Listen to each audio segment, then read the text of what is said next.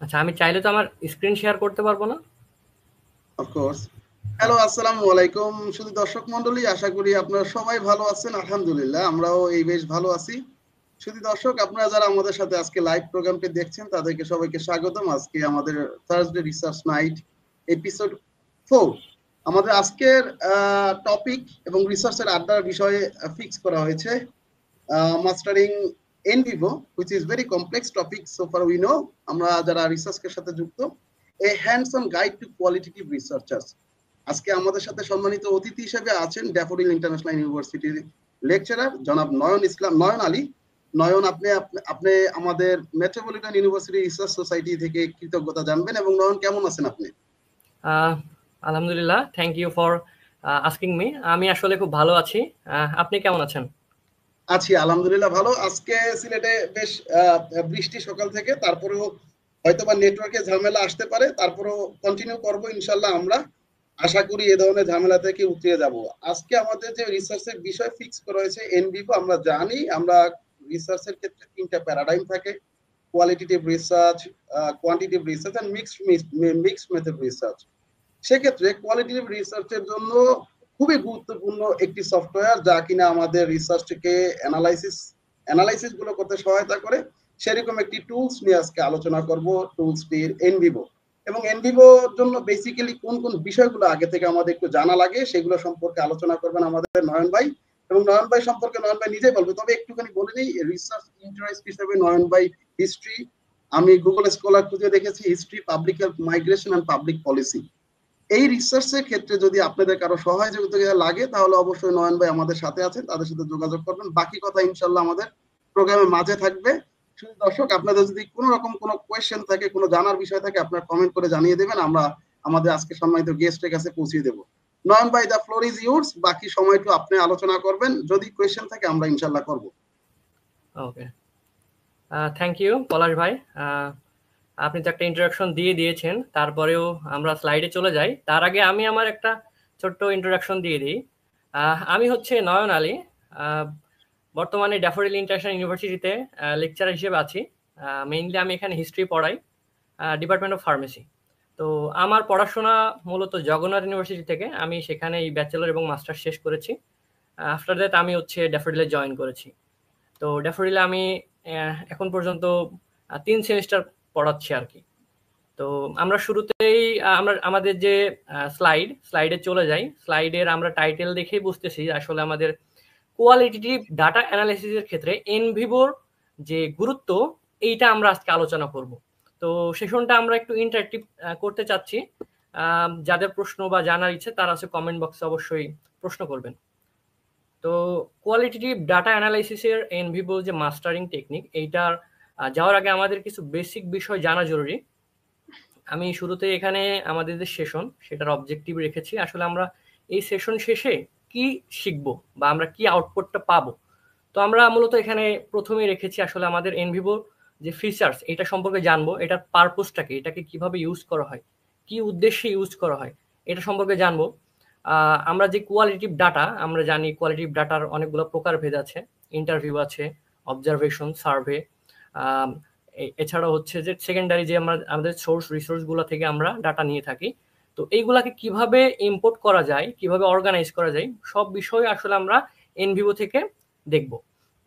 এবং যে আমরা যে ডাটা ইম্পোর্ট করব, ডাটা থেকে আমরা কিভাবে কোড তৈরি করব, কোড থেকে আমরা কিভাবে থিম ডেভেলপ করব, সকল বিষয়। এবং এই থিম ডেভেলপ করার পরে অ্যানালাইসিস শেষে আমরা কিভাবে এই আউটপুটকে ভিজুয়ালাইজ করতে পারি এবং সেটা থেকে আমরা অ্যানালাইসিস করতে পারি, এই পুরো প্রসেসটা আমরা এই সেশনের শেষ পর্যন্ত দেখবো আর কি।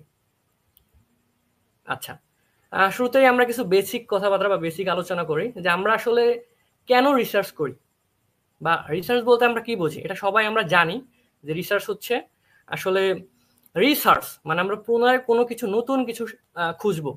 তো আসলে এটার উদ্দেশ্যটা কি, আসলে আমরা কেন রিসার্চ করি?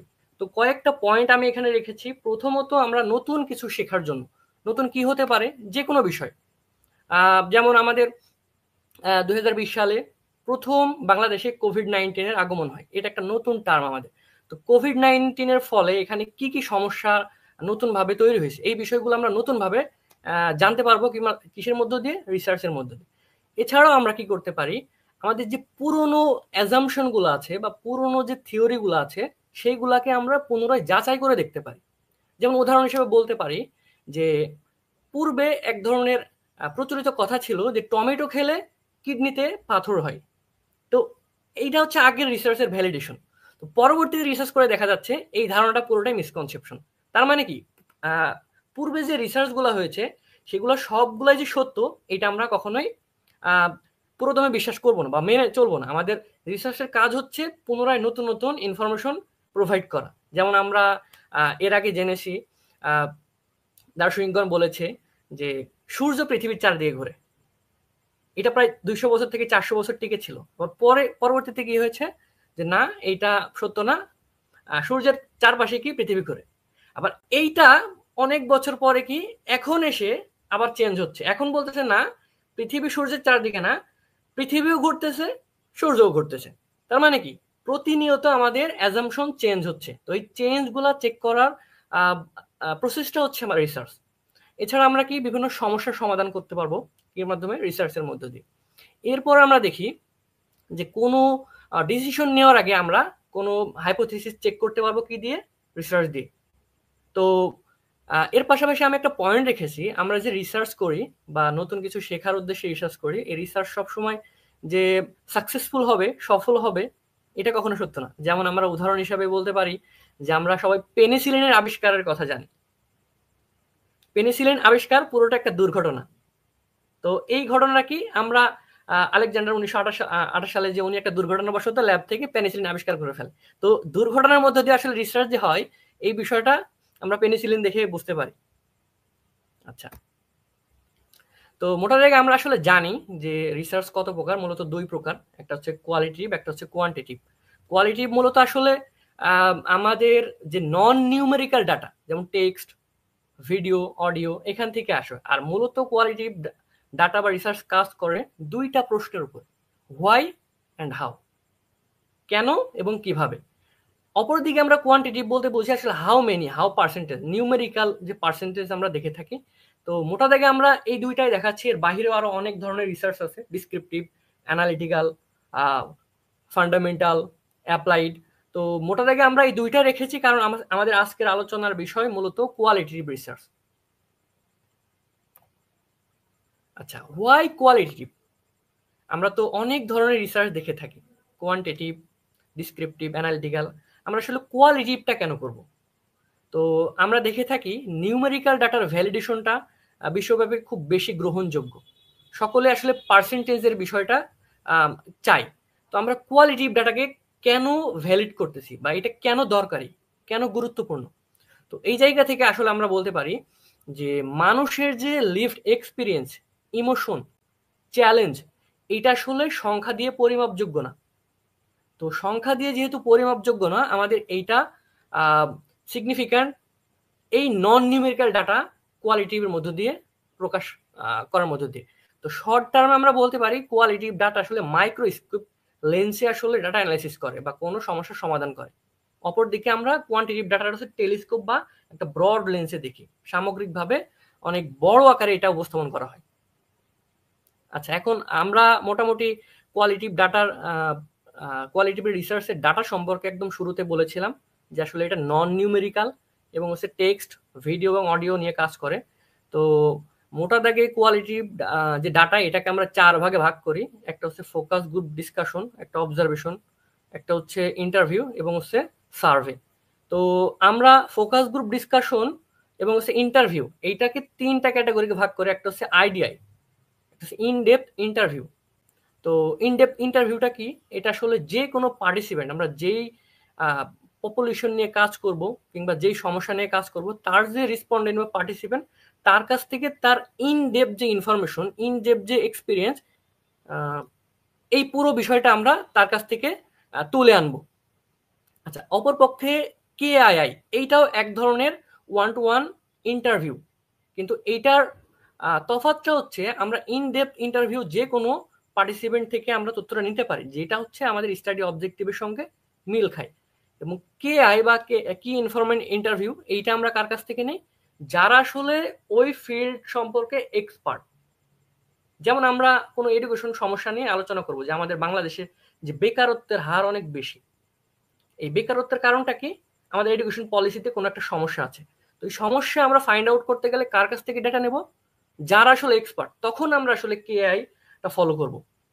এবং এফজিডি হচ্ছে আসলে ফোকাস গ্রুপ ডিসকাশন। আমরা আসলে আমাদের যে রেসপন্ডেন্ট 5 থেকে 10 জন, 6 জন বা 12 জন এতগুলো অনেকগুলো রেসপন্ডেন্টকে আমরা একসঙ্গে কোশ্চেনার করে যে ডেটাগুলো কালেক্ট করি, এইটা আসলে এফজিডি, ফোকাস গ্রুপ ডিসকাশন। আচ্ছা, এখন আমরা আলোচনা আসি যে টাইপস অফ কোয়ালিটেটিভ রিসার্চ। যে আমরা যে এতক্ষণ পর্যন্ত কোয়ালিটিভ রিসার্চ সম্পর্কে আলোচনা করলাম, যে আসলে কোয়ালিটিভ রিসার্চ মূলত নন নিউমেরিক্যাল ডাটা নিয়ে কাজ করে। কি উদ্দেশ্যে? রেসপন্ডেন্টের চ্যালেঞ্জ, পারসেপশন বা তার যে এক্সপিরিয়েন্স সব বিষয়কে তুলে ধরার জন্য। তো এই ডাটা অ্যানালাইসিস বা কোয়ালিটিভ রিসার্চটা আবার অনেকগুলা ভাগে ভাগ করা হয়। তো প্রথম যদি আমরা বলি থিমেটিক অ্যানালাইসিস। থিমেটিক অ্যানালাইসিসটা কি? আমরা বলতেছি নন নিউমেরিক্যাল ডাটা অ্যানালাইসিস করে কি কোয়ালিটিভ রিসার্চ। তো এই নন নিউমেরিক্যাল ডাটাকে যখন আমরা কোনো থিম হিসাবে, কোনো প্যাটার্ন হিসাবে ভাগ করে অ্যানালাইসিস করি, সেটাকে আমরা কি থিমেটিক অ্যানালাইসিস বলি। একটা উদাহরণ হিসেবে যদি বলি, আমরা ধরেন কোভিড-19 পরে দেখা যায় এখানে অনলাইন ক্লাস বা অনলাইন, যেমন আমরা এখনো এটা অনলাইনে করতেছি সেশনটা। পূর্বে আমরা সব প্র্যাকটিক্যালি দেখা যাচ্ছে ক্লাসরুমে সীমাবদ্ধ ছিলাম, কিন্তু কোভিড-19 পরে অনলাইনে কি আমরা শিফট করেছি। তো অনলাইনের ক্ষেত্রে আমার এখানে দেখা গেল 20 জন টিচারের কাছ থেকে ইন্টারভিউ নিয়েছি যে অনলাইন লার্নিং এর ক্ষেত্রে কি কি সমস্যা আছে বা কি কি সুবিধা আছে। তো তারা যে স্টেটমেন্টগুলো দিয়েছে, এখান থেকে আমরা কোড করে থিম ডেভেলপমেন্ট করব। কিরকম? যে টিচাররা তাদের কথাবার্তায় বলেছে যে অনলাইন লার্নিং এর ক্ষেত্রে অনেক সময় ইন্টারনেটের ইস্যু দেখা যায়। আবার দেখা যায় যে অনলাইনের ক্ষেত্রে স্টুডেন্টরা পার্টিসিপেট খুব একটা করে না, তাদের এঙ্গেজমেন্টটা খুব একটা ভালো থাকে না, তারা চালু করে দিয়ে দেখা গেল অন্য কাজে শিফট থাকে। তো এই যে ইন্টারনেট ইস্যু এবং স্টুডেন্টের যে এঙ্গেজমেন্ট, এইটা আবার কি আমরা থিম ডেভেলপমেন্ট করছি কি চ্যালেঞ্জ। অনলাইন লার্নিং এর ক্ষেত্রে এটা কি একটা চ্যালেঞ্জ। আবার অপর পক্ষে অনলাইন লার্নিং এর ক্ষেত্রে একটা ফ্লেক্সিবিলিটি আছে যে আমি যেখানে খুশি সেখানে বসে কি আলোচনাগুলো করতে পারি বা একটা ক্লাস নিতে পারি। তো এই ফ্লেক্সিবিলিটি আবার কি অনলাইন ক্লাসের একটা বেনিফিট। তাহলে কি আমরা অন্য একটা থিম ডেভেলপ করলাম, দুই ধরনের থিম এখানে আসলো। তার মানে আমরা যখন রেসপন্ডেন্টের কাছ থেকে ডেটা নিয়ে কোন একটা থিম ডেভেলপমেন্ট, কোনো প্যাটার্ন ফলো করে অ্যানালাইসিস করব, সেটা হচ্ছে থিমেটিক অ্যানালাইসিস। তো মোটা দাগে আমাদের যে সোশ্যাল সায়েন্স, এইটাতে আমরা থিমেটিক অ্যানালাইসিসটা বেশি ফোকাস করি বা বেশি এটার ব্যবহারটা হয়। আচ্ছা, সেকেন্ড ক্যাটাগরিতে আমরা ফেনোমেনোলজিক্যাল যে রিসার্চ, এইটাকে আনছি। তো ফেনোমেনোলজিক্যাল রিসার্চটা কি? এটা আসলে মানুষের যে লিভড এক্সপিরিয়েন্স, সরাসরি তার এক্সপিরিয়েন্সটা কি, যেমন মানুষ কোনো একটা ঘটনা বা রেসপন্ডেন্ট কোনো একটা ঘটনা কিভাবে সে ফেস করেছে, সাবজেক্টিভ রিয়ালিটিটা কেমন। যেমন উদাহরণ হিসেবে আমরা বলতে পারি যে আমরা একজন মায়ের কাছ থেকে তার প্রসূতিকালীন সময়ে যে যখন সে বাচ্চা জন্ম দিয়েছে তার এক্সপিরিয়েন্সটা কেমন ছিল, এখন সে পুরো বিষয়টা তার ইমোশন দিয়ে তুলে ধরবে। আসলে সে কতটা কষ্ট পেয়েছে বা কতটা চ্যালেঞ্জ সে ফেস করেছে, পুরো বিষয়টা সে তার স্টেটমেন্ট দিয়ে তুলে ধরবে। তো এই যে তার যে ঘটনা বা এক্সপিরিয়েন্সটা, এইটা যখন আমরা হুবহু অ্যানালাইসিস তুলে ধরবো যে সে আসলে সে মানে চ্যালেঞ্জিং উপায়ে এটা ফেস করেছে নাকি সে খুব নর্মালি এটা কি এক্সপিরিয়েন্স করেছে, পুরো বিষয়টা আমরা যখন তুলে ধরবো তখন সেটা আবার কি ফেনোমেনোলজিক্যাল রিসার্চের ক্যাটাগরিতে অ্যানালাইসিস হবে। আচ্ছা, এরপর আসেন এথনোগ্রাফিক রিসার্চ। আচ্ছা, এথনোগ্রাফির রুট লেভেল আমরা খুঁজলেই পাবো যে এথনোগ্রাফিকটা আসলে এথনিক থেকে এসেছে। এথনিক কারা? যে আসলে কোনো নৃগোষ্ঠী। তো আমরা যখন কোনো নৃগোষ্ঠী স্পেসিফিক কমিউনিটি বা কোনো নৃগোষ্ঠী সম্পর্কে কোনো তাদের কালচারাল সেটিং বা কালচারাল অবজারভেশন যখন তুলে ধরবো, তখন আমরা এই এথনোগ্রাফিক রিসার্চটা ফলো করতে পারি। যেমন আমরা উদাহরণ হিসেবে বলতে পারি যারা আসলে ফিশিং কমিউনিটি বা জেলে কমিউনিটি, বা আমরা কক্সবাজারে দেখে থাকি একটা সম্প্রদায় আছে যারা তাদের মানে জীবনটাই চলে হচ্ছে নৌকার মধ্যে। তো তারা তাদের লাইভলিহুড বা তাদের যে কাস্টমস, এগুলা কিভাবে পরিচালনা করে। তো এই বিষয়গুলো আমরা যখন ওখানে থেকে ডিরেক্টলি অবজার্ভ করে একটা পার্টিকুলার কমিউনিটি সম্পর্কে একটা সমস্যার অ্যানালাইসিস বা সমস্যার সমাধান তুলে আনবো, সেই বিষয়টা কি এথনোগ্রাফিক রিসার্চের মধ্যে পড়বে। এটা হতে পারে পাহাড়ের আমরা কোনো এথনিক মাইনরিটি বলতে পারি বা নিগোষ্ঠী বলতে পারি, ক্ষুদ্র নিগোষ্ঠী, চাকমা, মারমা, তাদের যে সেটিংস, তাদের যে কাস্টমস, এগুলো কেমন বা কি ধরনের, এই বিষয়গুলো যখন আমরা কোনো রিসার্চের মধ্যে তুলে ধরবো, তখন আপনার এই ইথনোগ্রাফিক রিসার্চের মধ্য দিয়ে এটা আমরা তুলে আনতে পারি। আচ্ছা, এরপরে দেখেন গ্রাউন্ডেড থিওরি। এটা কি? এটা হচ্ছে আমরা অনেক সময় দেখি রিসার্চে আমরা থিওরি সম্পর্কে শুনে থাকি যে আসলে রিসার্চ মূলত থিওরির উপর ডিপেন্ড করে অনেক সময় করা হয়। আবার অনেক সময় যে থিওরি ডেভেলপড হয় নাই, সেক্ষেত্রে আমরা রিসার্চ কিভাবে করব? দেখা যায় যে অনেক সময় কোনো সমস্যার থিওরি আমরা পাচ্ছি না, আবার কোনো সমস্যা একদম নতুন হঠাৎ করে উদয় হয়েছে, যেমন 2020 সালে বাংলাদেশে কোভিড-19 একদম নতুন একটা টার্ম। তো এই সম্পর্কে হয়তোবা থিওরি এখনো হয় নাই। আবার অনেক ক্ষেত্রে দেখা যায় প্রিভিয়াসলি যখন আমরা ডিজাস্টার দেখেছি, যেমন প্লেগ মহামারী বা অন্যান্য মহামারী, তখন যে থিওরি ছিল ওই থিওরি আমরা ফলো করতে পারি। জাস্ট আমরা উদাহরণ হিসেবে বলতে পারি, যখন কোনো ঘটনা নতুন বা কোনো সমস্যা নতুন, এটা সম্পর্কে কোনো আলোচনা প্রিভিয়াসলি ছিল না, এই নতুন ঘটনা সম্পর্কে যখন আমরা অ্যানালাইসিস করতে যাই, তখন আমাদের নতুন এক ধরনের থিওরি ডেভেলপড হয়। তো একদম গ্রাউন্ড লেভেলের যে ডাটা, এই ডাটা থেকে যখন থিওরি ডেভেলপড হয়, তখন সেটা আসলে গ্রাউন্ড থিওরির মধ্যে পড়ে বা গ্রাউন্ডেড থিওরি রিসার্চের মধ্যে পড়ে।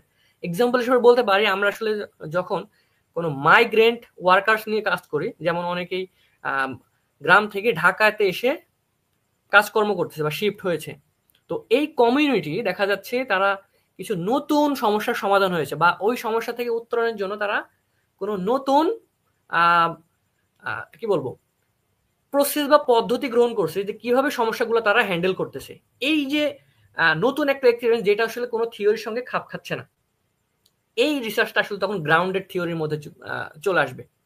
আচ্ছা, এরপরে আসলে আমরা কেস স্টাডি। তো আমরা রিসার্চ মোটার আগে পপুলেশন ভাগ করি বা কোনো স্টাডি এরিয়া ভাগ করি, বৃহৎ আকারে করে থাকি, একটা দেশব্যাপী করে থাকি, কিংবা কোনো জেলা ভিত্তিক করে থাকি। তো এই জায়গা থেকে আমরা যখন কোনো ঘটনা বা কোনো সমস্যার একটা ইনডেপথ আলোচনা বা ইনডেপথ সমস্যার যে অ্যানালাইসিস তুলে আনতে চাই, তখন আমরা আসলে কেস স্টাডি ফলো করি। এটা হতে পারে একজন ইন্ডিভিজুয়াল ব্যক্তির উপরে, যেমন হতে পারে কি আমাদের 1971 সালের যে মুক্তিযুদ্ধের সময়ে পার্টিকুলার একজন দেখা যাচ্ছে যারা হচ্ছে পাকিস্তানিদের নির্যাতিত হয়েছে, তারা কি ধরনের বৈষম্য বা নির্যাতন বা নিপীড়ন শিকার হয়েছে, পুরো ঘটনা আমরা যখন তুলে ধরবো একজন ব্যক্তির ইন্ডিভিজুয়াল, তখন সেটা কেস স্টাডির মধ্যে পড়বে। তো কেস স্টাডি অনেক সময় আমরা ইন্ডিভিজুয়ালের ক্ষেত্রে হয়ে থাকে, আবার এটা অর্গানাইজেশন বেজ হয়ে থাকে, আবার এটা কি পার্টিকুলার একটা ছোট পপুলেশন বা একটা কমিউনিটির উপরে হয়ে থাকে। কেস স্টাডির পারপাসটা হচ্ছে কোনো একটা পার্টিকুলার ঘটনার ইন ডেপথ যে সমস্যার যে নিহিত অর্থ, সেটা তুলে আনা। যেমন আমরা বলতে পারি কোনো একটা গ্রাম নদী ভাঙনের শিকার হয়েছে, এখন ওই গ্রামটা নদী ভাঙনের শিকারের ফলে যে সমস্যার সম্মুখীন হয়েছে বা যে চ্যালেঞ্জের সম্মুখীন হয়েছে, সেই বিষয়টা কিন্তু অন্য এলাকার মানুষ ফেস করে নাই। তার মানে ওই সমস্যাটা তুলে আনতে হলে পার্টিকুলার আমাদের ওই ভিলেজটাকে কি টার্গেট করতে হবে। মানে এই যে ছোট যে ঘটনা, এইটা সম্পর্কে যে ইন ডেপথ আমরা যে ইনফরমেশন বা অ্যানালাইসিস তুলে আনছি, এইটা আসলে আমাদের কেস স্টাডি। আচ্ছা, এরপর আসলে ন্যারেটিভ রিসার্চ। আমাদের আরেক ধরনের রিসার্চ হয়, এটা হচ্ছে ন্যারেটিভ রিসার্চ বলি। সেটা হচ্ছে যে রেসপন্ডেন্ট যে ঘটনাগুলো বা তথ্য দিচ্ছে বা ডেটা দিচ্ছে, এইটাকে আমরা স্টোরি টেলিং হিসাবে যখন প্রেজেন্ট করি, সেটাই ন্যারেটিভ হয়ে যায়। যেমন আমরা ছোটবেলায় হাই স্কুলে বা কলেজ লেভেলে ন্যারেশন পড়তাম। ন্যারেশনের কাজ কি হচ্ছে, যখন ইনডিরেক্ট করতাম, ডিরেক্ট একজন যে কথা বলতেছে ইনডিরেক্টলি সেই অর্থই প্রকাশ করতেছে কিন্তু আমার ভাষায়। এই যে ন্যারেটিভ, এই ন্যারেটিভ থেকে আসলে ন্যারেটিভ রিসার্চের এক ধরনের যে আমরা গল্পের মতো রেসপন্ডেন্ট যেটা বলছে সেটা হুবহু না তুলে গল্পের মতো উপস্থাপন যখন করবো, সেটা আসলে কি ন্যারেটিভ রিসার্চের মধ্যে পড়ে। যেমন একজন ইনফার্টাইল ওমেনের কাছ থেকে যদি আমরা কোনো ডেটা বা তথ্য নেই যে আসলে তার যে ইনফার্টাইল যে টাইম লাইনটা, এই সময় সে কি স্ট্রাগল ফেস করছে, টার্নিং পয়েন্ট। যেমন সে বলেছে I felt hopeless, then I found hope. মানে সে বলছে যে আমি শুরুতে কি অনেক হোপলেস ছিলাম, আবার পরে সে কি হোপ পাইছে। তার মানে আমরা প্রথমে পেলাম কি নেগেটিভিটি, পরে আবার পেলাম পজিটিভিটি। তার মানে আমি গল্পের আকারে এটা উপস্থাপন করবো যে আসলে এই যে ইনফার্টাইল যে ওমেন, উনি শুরুতে কি বলতেছে যে আমি হোপলেস, স্ট্রাগলের মানে সেই স্ট্রাগলটা তুলে ধরছে, পরে আবার কি সে মানে হোপ ফিরে পেয়েছে, এটা তার টার্নিং পয়েন্ট। এই যে আমরা গল্পের মধ্যে তুলে ধরতেছি, এটা আসলে কি ন্যারেটিভ রিসার্চ। নয়ন ভাই, আমি একটু মাঝখানে একটু বলে নিই ন্যারেটিভ রিসার্চ সম্পর্কে। জি জি জি, অবশ্যই। বর্তমান যে রিসার্চের ট্রেন্ড দেখা যাচ্ছে, সেই ট্রেন্ডে আমরা নিজেরাই এনকাউন্টার করছি। সেটা হচ্ছে এই ন্যারেটিভ টাইপের রিসার্চ যারা করতেছে, এই ধরনের রিসার্চ গুলা, মানে আমি অডিয়েন্সের জন্য একটু বলতেছি, জি যে যারা রিডার থাকে আমাদের আর্টিকেল, পাবলিশড আর্টিকেল, তারা একটু আগ্রহ নিয়ে পড়ে এবং বেশ ভালো সাইটেশন হয় অন্যান্য হ্যাঁ। রিসার্চের তুলনায়। আমি দেখছি আর কি, আমাদের একটা পেপার আছে ঠিক স্টোরি টেলিং নিয়ে ভাই, এই জন্য একটু অ্যাড করলাম আমি। আচ্ছা আচ্ছা, থ্যাংক থ্যাংক ইউ। ইউ। এটা এটা ভালো করছেন, কারণ আমাদের যারা রেসপন্ডেন্ট পার্টিসিপেন্ট আছে তারা আসলে এটার সঙ্গে রিলেট করতে পারবে যে ন্যারেটিভ রিসার্চটা জি। কতটা জরুরি বা গুরুত্বপূর্ণ, তার গুরুত্বটা তারা উপলব্ধি করতে পারবে। যাই হোক, আহ, আচ্ছা, আমি মনে হয় খুব স্লোলি ডিসকাস করে যাচ্ছি। কারো না কোনো না, প্রশ্ন? ইয়া নয়ন ভাই, অনেক সুন্দর লাগতেছে, খুব কানেক্ট, মানে আমরা কানেক্টেড আছি আপনার সাথে, নো ওয়ারিস। আচ্ছা, ওকে, ঠিক আছে। আচ্ছা, এরপরে আমরা আসলে কন্টেন্ট অ্যানালাইসিসের একটা প্রকারভেদের মধ্যে চলে আসলাম। কন্টেন্ট অ্যানালাইসিস, তো আমরা যে কোয়ালিটিভ নন নিউমেরিক্যাল ডাটার কথা বলতেছি, এই ডাটার যে প্রকারভেদগুলো দরকার, এর বাহিরে আরেক ধরনের রিসার্চ আছে যেটাকে আমরা কন্টেন্ট অ্যানালাইসিস বলি। সেটা কি? ধরেন আমি ক্লাইমেট চেঞ্জ নিয়ে কোনো রিসার্চ করতে চাচ্ছি। এখন এইটা আমি ডিরেক্টলি পার্টিসিপেন্ট বা কোনো রেসপন্ডেন্টের কাছ থেকে ডাটা না নিয়ে যখন আমি ইনডিরেক্টলি সেকেন্ডারি ডাটা থেকে নেব, ধরেন আহ, একটা পত্রিকাতে আমরা প্রিভিয়াসলি ১ বছর ব্যাপী একটা পত্রিকা ঘাটাঘাটি করলাম, সেখানে কন্টিনিউয়াসলি ক্লাইমেট চেঞ্জ নিয়ে যে আর্টিকেলগুলো ছাপা হয়, সেখানে কি ধরনের কথাবার্তা আসে বা কি ধরনের ওয়ার্ড সেখানে উপস্থাপন করা হয়। এই যে কন্টেন্ট কন্টেন্ট অ্যানালাইসিস মূলত অডিও, ভিডিও বা টেক্সট এখান থেকে অ্যানালাইসিস করা হয়। যেমন আমরা বলতে পারি যে, ধরুন এই সময়ে আমাদের যুব বা ইউথদের মধ্যে এক ধরনের ডিপ্রেশন, হতাশা বা লনলিনেস কাজ করে।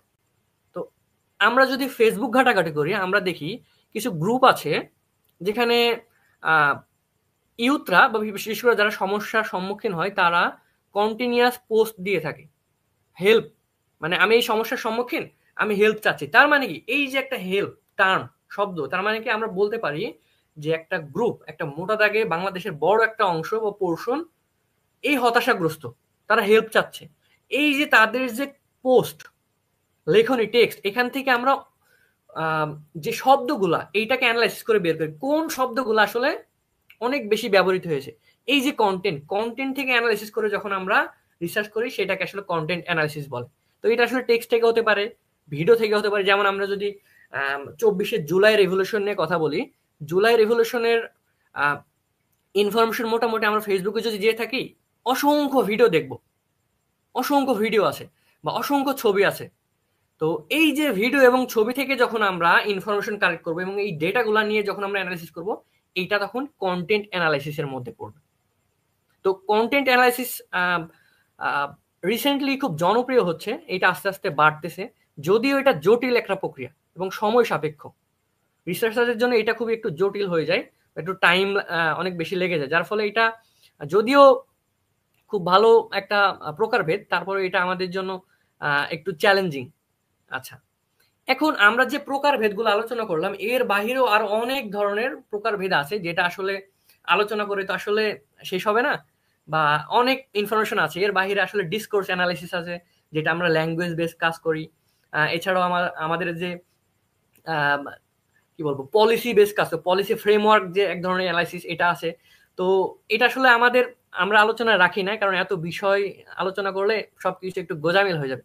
তো মূলত আমাদের যে ফিল্ড, সোশ্যাল সায়েন্স বা হচ্ছে হিউম্যানিটিজ বা হেলথ, এইগুলোতে আসলে এই অ্যানালিসিস গুলো দিয়ে কাভার হয়ে যায়।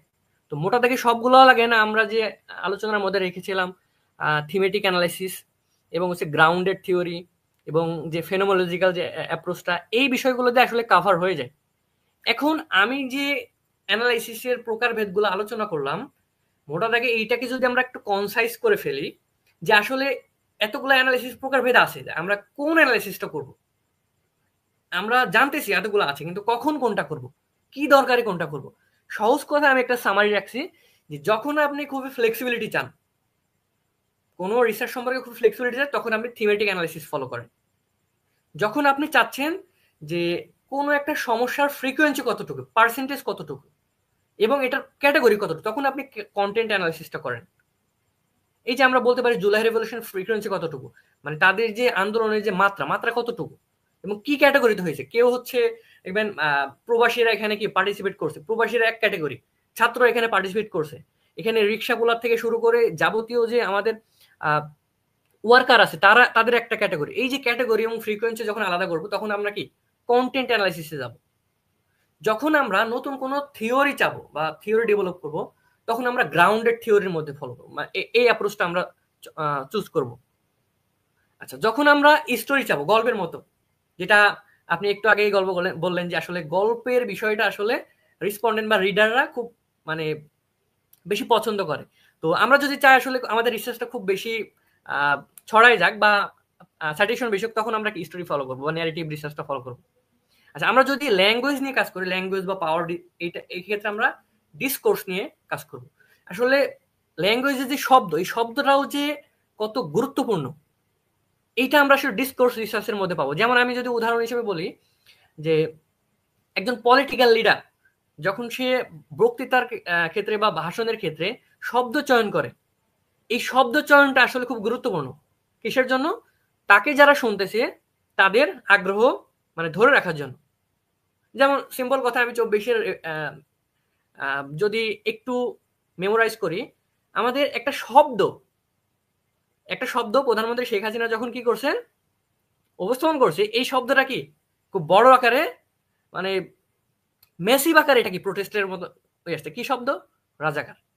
তার মানে কি একটা শব্দ, এটা একটা ল্যাঙ্গুয়েজ, এটা কিন্তু অ্যানালাইসিস করতে পারে। আমরা যদি 24টাকে ডিসকোর্স অ্যানালাইসিসের মধ্যে ফেলে দিই, তার মানে এই যে এই শব্দগুলা কিভাবে এই রেভলিউশনকে কি করছে, পট পরিবর্তন করছে, এই বিষয়গুলো কিন্তু আমরা ডিসকোর্স যে অ্যানালাইসিস এটা দিয়ে আমরা তুলে আনতে পারি। আচ্ছা, এরপরে দেখেন, আমরা যদি কোনো কমিউনিটি সম্পর্কে বা কোনো গ্রুপ সম্পর্কে ডিপ কালচার, তাদের ডিপ সংস্কৃতি বা তাদের কাস্টম সম্পর্কে জানতে চাই, তখন আমরা কি এথনোগ্রাফিক চয়েস করব। এবং আমরা যদি তাদের লিভড এক্সপিরিয়েন্সটা করতে চাই, তাহলে আমরা ফেনোমোলজিক্যাল। যেমন আমি উদাহরণ হিসেবে বলি, কোভিড-19 সময় আমাদের মেজরিটি যারা আক্রান্ত ছিল তারা বৈষম্যের শিকার হয়েছে, যেটা যারা আক্রান্ত হয় তারা হয় নাই। তার মানে যারা বৈষম্যের শিকার হয়েছে তাদের এক্সপিরিয়েন্স, আর যারা হয় নাই, আক্রান্ত হয় না, তাদের এক্সপিরিয়েন্স দুই রকম। তার মানে এই যে তাদের যে এক্সপিরিয়েন্সটা আমরা যখন পুরোপুরি তুলে আনতে চাইবো, তখন আসলে কি এই যে ফেনোমোলজি, এইটাকে আসলে আমরা কি আইপিএ মেথডও বলতে পারি অপর ভাগে, যে ইন্টারপ্রেটিভ ফেনোমোলজিক্যাল অ্যাপ্রোচ। সেটা কি, যে তারা যে কথা বা ডেটাটা দিচ্ছে বা তাদের যে স্টেটমেন্টগুলা দিচ্ছে, এই বিষয়গুলা যখন শুধুমাত্র রেসপন্ডেন্টের বাইরে গিয়েও অবজারভেন্ট বা রিসার্চার নিজেরও একটা ইন্টারপ্রিটেশন যোগ করে, তখন সেটা কি, যে আইপিএ মেথড বা ইন্টারপ্রেটিভ ফেনোমোলজিক্যাল অ্যাপ্রোচটার মধ্যে পড়ে আর কি। যে সে একজন রেসপন্ডেন্ট যে কথা বলতেছে, আমি আসলে আমার ফ্যামিলির মেম্বারদের কাছ থেকে বৈষম্যের শিকার হয়েছে। এখন সে এটা বিভিন্নভাবে বলতে পারে, নর্মালি বলতে পারে, খুব হতাশাগ্রস্ত হয়ে বলতে পারে, আবার খুব আক্ষেপ নিয়েও বলতে পারে। এখন কিভাবে বলছে, এই বিষয়টা কিন্তু যিনি ডাটা কালেকশন করছে উনি কিন্তু অবজার্ভ করছে। তার মানে এইটাও কিন্তু একটা গুরুত্বপূর্ণ বিষয়, যে আমাদের রেসপন্ডেন্ট কথা বলতেছে, এই বিষয়টা আমি জাস্ট স্টেটমেন্ট হিসেবে তুলে দিলাম, এটা কিন্তু হবে না। অবজারভার হিসাবে এবং রিসার্চার হিসাবে তার যে নিহিতার্থ অর্থ, এইটাও আপনার কি তুলে আনতে হবে। তাহলে কি তার যে পুরো এক্সপিরিয়েন্স, লিভড এক্সপিরিয়েন্স, এটা কি এখানে উপস্থাপন হবে। আচ্ছা নয়ন ভাই, আমি একটুখানি জি। আপনার কমপ্লিমেন্ট বা প্রশংসাই বলেন, আমি আসলে মানে অনেক কোয়ালিটেটিভ রিসার্চ বলেন বা রিসার্চের ওয়েবিনার সেমিনারে পার্টিসিপেট করছি, বাট আপনার যে প্রিভিয়াস স্লাইডের ওই অংশটুকু এত গুছানো এবং এত সামারাইজ আমি খুব একটা পাই নাই। হ্যাঁ, অসংখ্য আচ্ছা, ধন্যবাদ আপনাকে। ওই যে থ্যাংক ইউ। এই যে 8টা টাইপস আপনি যে এত সহজে হ্যাঁ এখানে লিখছেন, এটা আমার কাছে খুবই ভালো লাগছে এবং এটা আমাদের জন্য খুব বড় একটা পাওয়া সত্যি আজকে দিনের জন্য। জি, তারপরে আরো কিছু পাবো সামনে। ভাই জি, জি, কন্টিনিউ করেন ইনশাল্লাহ, ইনশাল্লাহ। ইনশাআল্লাহ। আচ্ছা, এখন আমরা চলে আসি, আমরা তো মোটা দাগে এখানে পেলাম আসলে আমরা কোন রিসার্চটা ফলো করব, কোন অ্যাপ্রোচটা আমরা গ্রহণ করব। তো এই ডিসিশন নেওয়ার পর আসলে আমরা কোয়ালিটিভ ডেটা অ্যানালিসিসে চলে যাব। আসলে ডেটা অ্যানালিসিসের প্রসেসগুলা কি, বা আমরা কিভাবে ডেটা অ্যানালিসিসটা শুরু করব। তো আমরা ডেটা কালেকশন ওই পর্যায়ে তো আমরা জানি যে আসলে ফোকাস গ্রুপ বা আপনি আইডিআই বা কেআই যে কোনো প্রসেসে আপনি কি ডেটা কালেকশন করছে, কিংবা আপনি সেকেন্ডারি রিসার্চ করতেছেন, যে আমি ডিরেক্টলি প্রাইমারি লেভেলে রেসপন্ডেন্টের কাছ থেকে ডেটা নিচ্ছি না, আমি সেকেন্ডারি নিচ্ছি।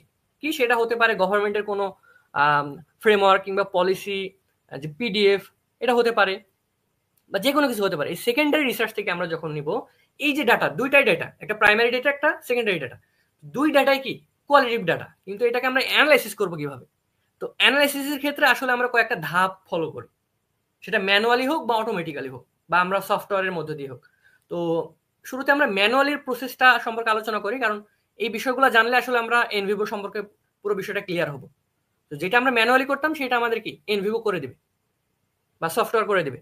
তো প্রথমত এই ডেটা অ্যানালাইসিস যে প্রকারভেদ, আমরা এটাকে 5টা ধাপে ভাগ করছি। সেটা কি? Prepare and organise your data. আমরা যে ডেটা কালেকশন করলাম বা স্টেটমেন্ট কালেক্ট করলাম, সেটা আমরা কি সচরাচর যিনি রেসপন্ডেন্ট তিনি কি ভয়েস দেয় বা কথা বলে। তো কথা বলা যেটা, সেটা তো একটা অডিও বা ভিডিও হতে পারে। তো ওই বিষয়টা তো অডিও বা ভিডিও আপনি রিসার্চ পেপারে কখনো তুলতে পারবেন না বা দেখাতে পারবেন না। কথাটাকে কি টেক্সটে রূপান্তর করতে হবে। তার মানে কি আমরা যে ডেটাটা নিলাম সেটাকে আমরা ট্রান্সক্রাইব করব এবং এইটাকে বারবার রিচেক করব যে ডেটাটা ঠিক আছে কিনা বা রেসপন্ডেন্ট যেটা বলছে অডিওতে সেইটা এখানে উঠে আসতেছে কিনা। কারণ এখানে যদি একটু ডেটার হেরফের হয় তাহলে আমাদের অ্যানালাইসিস বা ফাইন্ডিং চেঞ্জ হয়ে যাবে। তার মানে আমাদের এই ফার্স্ট যে স্টেজটা, যে আমাদের ডাটাটাকে অর্গানাইজ করতে হবে, এটা খুবই গুরুত্বপূর্ণ। কারণ এই জায়গাতে আপনি যত বেশি রিগরাস করবেন আপনার ফাইন্ডিংস তত বেশি রিগরাস হবে। তো এই জায়গাতে আপনার কোনো ঝামেলা শুরু হলে আপনার ফাইন্ডিংসও কি ঝামেলা হয়ে যাবে। তো আমরা এই যে ডাটাটা যেটা আমরা আসলে রেসপন্ডেন্টের কাছ থেকে নিয়েছি এবং এছাড়াও যারা আসলে ডাটা কালেকশন করছে তাদেরও তো আসলে একটা অবজারভেশন আছে এবং ফিল্ড নোট আছে। উনি এই ট্রান্সক্রাইব করার সময় পুরো বিষয়টা ওখানে তুলে ধরবে যে আসলে রেসপন্ডেন্ট উনি হতাশাগ্রস্তভাবে কথাটা বলছে নাকি আসলে উনি মানে হ্যাপিলি বলছে। বিষয়টা এখানে থাকতে হবে, তাহলে আপনি কি ওই বিষয়টা এখানে তুলে আনতে পারবেন ফাইন্ডিংসটা আসলে কি। আচ্ছা, এরপরে আপনি যখন ডাটাটা অর্গানাইজ করবেন আপনি ডাটাকে রিভিউ করবেন বারবার। কেন রিভিউ করবেন? টু ফ্যামিলিয়ারাইজ, যে আপনি এটা যদি বারবার না পড়েন আপনি বুঝবেন না আসলে ডাটার মধ্যে কি আছে, ফাইন্ডিংস কি হবে। আপনি যে অ্যানালাইসিস যাবেন সরাসরি, আপনি যদি আপনার সামনে 20টা বা 30টা ডেটার ফাইল আমি দিয়ে দিলাম, আপনি শুরুতেই কখনোই অ্যানালাইসিস করতে পারবেন না। কারণ কি? আপনার ধারণা নাই ডাটা সম্পর্কে যে ওখানে কি আছে, ইনফরমেশন কি আছে বা রেসপন্ডেন্ট কি বলেছে। তো এরপর আমরা কি করব? ডাটাটাকে রিভিউ করব এবং এক্সপ্লোর করব বারবার কি করে, রিডিং করে, পড়ে। আচ্ছা, যখন আমরা ডাটা সম্পর্কে ফ্যামিলারাইজ হব, এই ডাটাটাকে আমরা কি করব? কোড করা শুরু করব। কোডটা কি? ওই যে আমরা থিমেটিকের যে শুরুতে বলেছিলাম যে অনলাইন ক্লাসে কি টিচারদের যে স্টেটমেন্ট, সেখানে আমরা পাইলাম কি যে স্টুডেন্টরা কি এখানে অ্যাটেন্টিভ না। আবার কি পাইলাম? যে অনলাইনটা হচ্ছে চ্যালেঞ্জিং। এই যে একটা স্টেটমেন্টের মধ্যে এই বিষয়টা চ্যালেঞ্জিং হিসাবে আমরা কোড করছি কি একটা শব্দকে। একটা হচ্ছে অনলাইন ইজ চ্যালেঞ্জিং, আর একটা কি যে স্টুডেন্ট ইজ নট অ্যাটেন্টিভ। তার মানে যে কোড করতেছি, এইভাবে আমরা আমাদের যত ডাটা ফাইল আছে সবগুলাকে কি করব? কোড করব। কোনটা? আচ্ছা, কোড করার ক্ষেত্রে একটা বিষয় মাথায় রাখতে হবে যে রেসপন্ডেন্ট তো অনেক কথা বলবে বা অনেক তথ্য এখানে আছে, আমরা কি সব কোড করব? আমরা কোনটা কোড করব? এই কোড ভাই করার বিষয়টা আসবে। এই কোশ্চেনটাই করতেছিলাম, এর মধ্যে আপনি উত্তর দিয়ে ফেলছেন ভাই। হ্যাঁ, জি জি। আচ্ছা, এটা আমরা কোথা থেকে আনবো? এটা হচ্ছে আমাদের স্টাডি অবজেক্টিভ।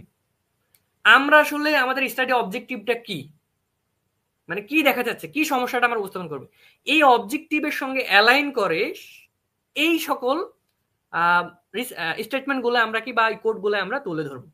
তার মানে যেটাই অবজেক্টিভের সঙ্গে অ্যালাইন করে না সেটা আসলে এখানে নিয়ে এনে আপনার কোনো লাভ নাই, এটা কি রিগ্রেস হবে না। তার মানে এই কোড করার ক্ষেত্রে আমাদের দুইটা বিষয় মাথায় থাকবে। একটা হচ্ছে স্টাডি অবজেক্টিভকে, আর আমাদের অবজেক্টিভের সঙ্গে অ্যালাইন করে এই রেসপন্ডেন্টের স্টেটমেন্টের মধ্যে কোন শব্দগুলো আসলে সিমিলার। আচ্ছা, আপনি যখন এর মধ্য থেকে কোড করা শেষ করবেন, মানে পুরো আমাদের ডেটা ফাইল থেকে কোড করার পরে এই কোডগুলাকে আপনি কি করবেন? ক্যাটেগরাইজ করবেন।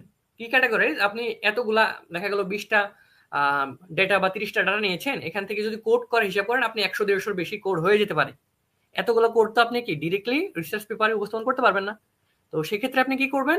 এইটাকে ক্যাটেগরাইজ করবেন কি থিম ডেভেলপমেন্ট। এখন থিম ডেভেলপমেন্টে ম্যানুয়ালি আমরা কি স্প্রেডশিট বা এক্সেল বা ওয়ার্ড ফাইল এটা ফলো করে আমরা আসলে থিম ডেভেলপমেন্ট করতাম বা কোড যে ডেভেলপমেন্ট এটা করতাম।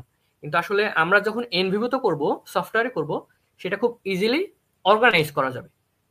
ওইটা আমরা প্র্যাকটিক্যালি যখন সফটওয়্যার দেখব আমরা ওটা ইজিলি বুঝতে পারবো আর কি, অ্যালাইন করতে পারবো। আচ্ছা, এরপর আছে আইডেন্টিফাই রিকারিং থিম, আমি যেটা বললাম মাত্র, কোড করার পরে অর্গানাইজ করে আপনি এখান থেকে থিম ডেভেলপমেন্ট করবেন। যেমন ওই যে আমরা দুইটা কথা পাইলাম অনলাইনের ক্ষেত্রে, যে এটা চ্যালেঞ্জিং, অনলাইন ইজ চ্যালেঞ্জিং, আর একটা কি বলছিলাম যে স্টুডেন্ট ইজ নট অ্যাটেন্টিভ, এইটাও কিন্তু কি চ্যালেঞ্জিং, স্টুডেন্ট অ্যাটেন্ড করতেছে না। তার মানে এই দুইটা কোডকে আমরা কি করলাম, মার্জ করে একটা থিম ডেভেলপমেন্ট করলাম কি চ্যালেঞ্জিং। তার মানে এই চ্যালেঞ্জিং একটা থিম হয়ে গেল। আর ওই যে ফ্লেক্সিবিলিটির পাশাপাশি আমরা যে অনেক সুবিধা পাই, এটা খুব ইজিলি অ্যাক্সেসিবল, টাইম কি করা সংক্ষেপ করা যায়, এবং যে কোনো জায়গায় বেশি এটা ইউটিলাইজ করা যায় এবং রেকর্ড করে পরবর্তীতে পুনরায়। তার মানে অনেকগুলো আমরা কি সুবিধা পাচ্ছি। এটা 3 ধরনের বা 4 ধরনের কোড করার পরে এটাকে আমরা একটা থিমের আন্ডারে নিয়ে আসতে পারবো কিভাবে, যে বেনিফিটস। তার মানে কি এই যে কোড করার পরে এই সকল কোডকে একটা রিকারিং থিমে ডেভেলপ করা, আর এই থিমটাকে তৈরি করা, এই হচ্ছে মোটা দাগে ডেটা অ্যানালাইসিসের স্টেপ। আর লাস্ট ধাপে গিয়ে আমরা যখন থিম ডেভেলপ করে ফেলবো, থিমটাকে আমরা কি করব, ইন্টারপ্রেট করব এবং কনক্লুশন ডেভেলপ করব। মোটা দাগে আমরা ফাইন্ডিংসের কনক্লুশন ইন্টারপ্রেট করে ডেভেলপ করব। এই হচ্ছে আমাদের কোয়ালিটি ডাটা অ্যানালাইসিসের একটা প্রসেস। এটা ম্যানুয়ালি করতে পারেন, আবার কি সফটওয়্যার দিয়ে করতে পারেন, ইটস আপ টু ইউ। আচ্ছা, এখন আসেন হোয়াই এন ভিভো। আমরা তো ডাটা অ্যানালাইসিসের প্রসেসটা দেখলাম, তো হোয়াই এন ভিভো। আচ্ছা, এন ভিভো আসলে কি? তো আমরা অনেকেই শুনে থাকবো বা অনেক জায়গায় দেখে থাকবো যে এন ভিভো আসলে একটা সফটওয়্যার। তো এটা কি? A software for qualitative data analysis. তো এখানে আমি এই লাইনটা রাখছি ইচ্ছা করে। এখানে একটা বিষয় আমাদের জানা জরুরি, সেটা হচ্ছে যে এন ভিভো কি আসলে data analysis software? N Vivo কি ডাটা অ্যানালাইসিস করে দিবে? উত্তর হচ্ছে না। না। আমরা যেমন নরমালি জানি যে কোয়ান্টিটিভ ডাটা অ্যানালাইসিস করে দেয় কে এসপিএসএস, কিংবা আপনি এটা আর বা পাইথন কিংবা হচ্ছে অন্যান্য আরো অনেক সফটওয়্যার আছে যেগুলো দিয়ে আপনি অ্যানালাইসিস করবেন, ডিরেক্টলি ডাটা দিবেন এবং কমান্ড দিলে সে অ্যানালাইসিস করে দিবে। কিন্তু এই জায়গাতে আমরা এনভিভো কোয়ালিটেটিভের কথা যখন আসবো, তখন এনভিভো কি ডিরেক্ট অটোমেটিকলি আপনাকে অ্যানালাইসিস করে দেবে?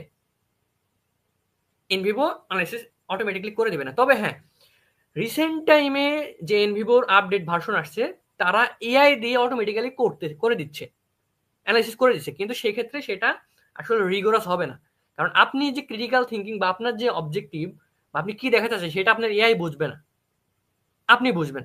তো এই জায়গা থেকে এআই দিয়ে করলে সেই বিষয়টা থাকবে না।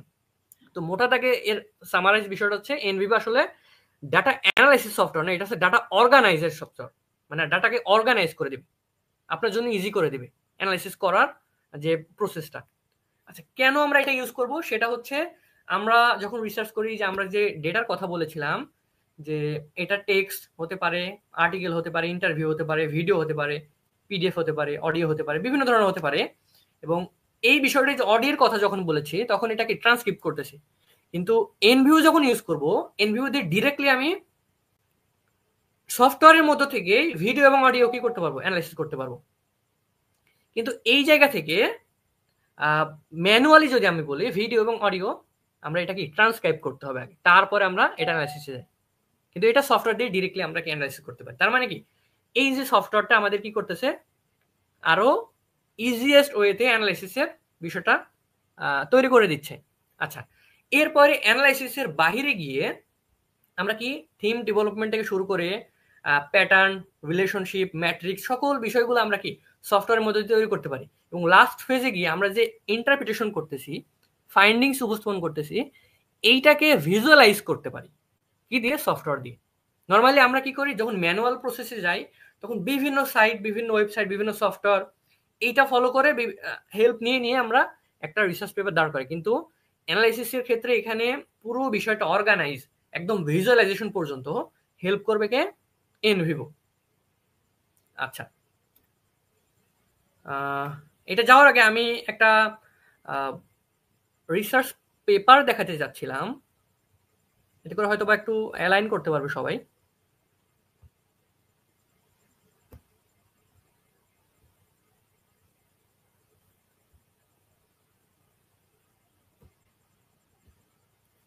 আচ্ছা, আমি একটা স্ক্রিন মানে একটা পেপার শেয়ার করেছি, এটা কি দেখা যায়? নয়ন ভাই এখনো আসেনি, একটু সময় নেই।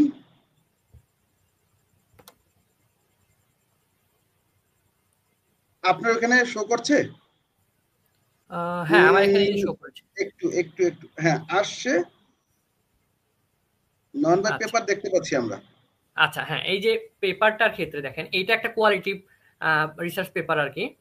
তো এখানে আমি যদি একদম ডিরেক্ট ফাইন্ডিংস এর আগে চলে যাই, আসলে কোয়ালিটিভ তো অনেক মেথড বা প্রসেস আছে।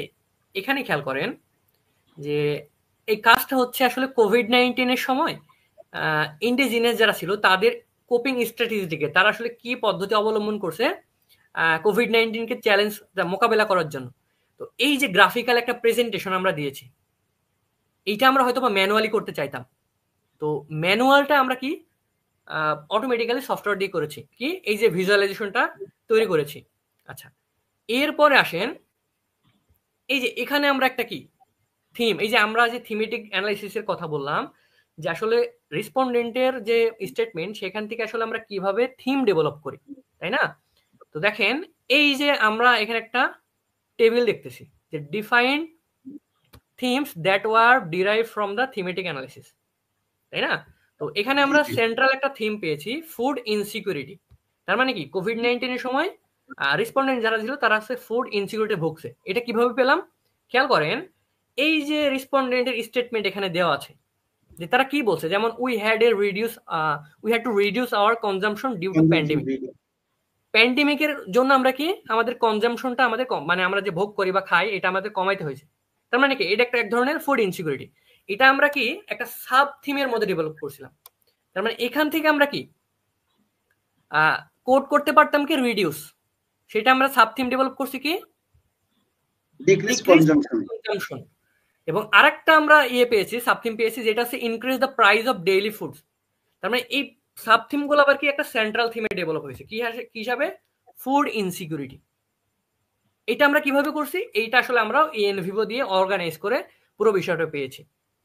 আবার এই পাশে একটু খেয়াল করে দেখেন যে রেফারেন্স কোড ফ্রম এনভিভো 12, এই যে পাশে আছে কি 88 এবং 67 64, এটা কি এই সংখ্যাটা কি সংখ্যা দিয়ে বোঝাচ্ছি আসলে এই যে আমাদের যে ডেটা ফাইলগুলো ছিল, এই ডেটা ফাইলে আমরা আসলে কতবার কতবার আমরা এই কোডটা বা এই সাবথিমের যে এই যে ডিক্রিজ কনজাম্পশনের বিষয়টা পেয়েছি। আমরা পুরো ডেটা ফাইলের মধ্যে মোট 88 বার কি পেয়েছি, এই যে ডিক্রিজড কনজাম্পশন পেয়েছি। ওই থেকে এই যে আমাদের এনভিভো থেকে। তার মানে কি পুরো বিষয়টা অর্গানাইজ করেছি কি কিসের মধ্য দিয়ে, এনভিভো সফটওয়্যার দিয়ে। যেটা আমরা ম্যানুয়ালি করতে গেলে এটা আমাদের জন্য অনেক ডিফিকাল্ট হয়ে যেত। আচ্ছা, আমরা স্লাইডে চলে যাই। আমরা স্লাইডে চলে আসি।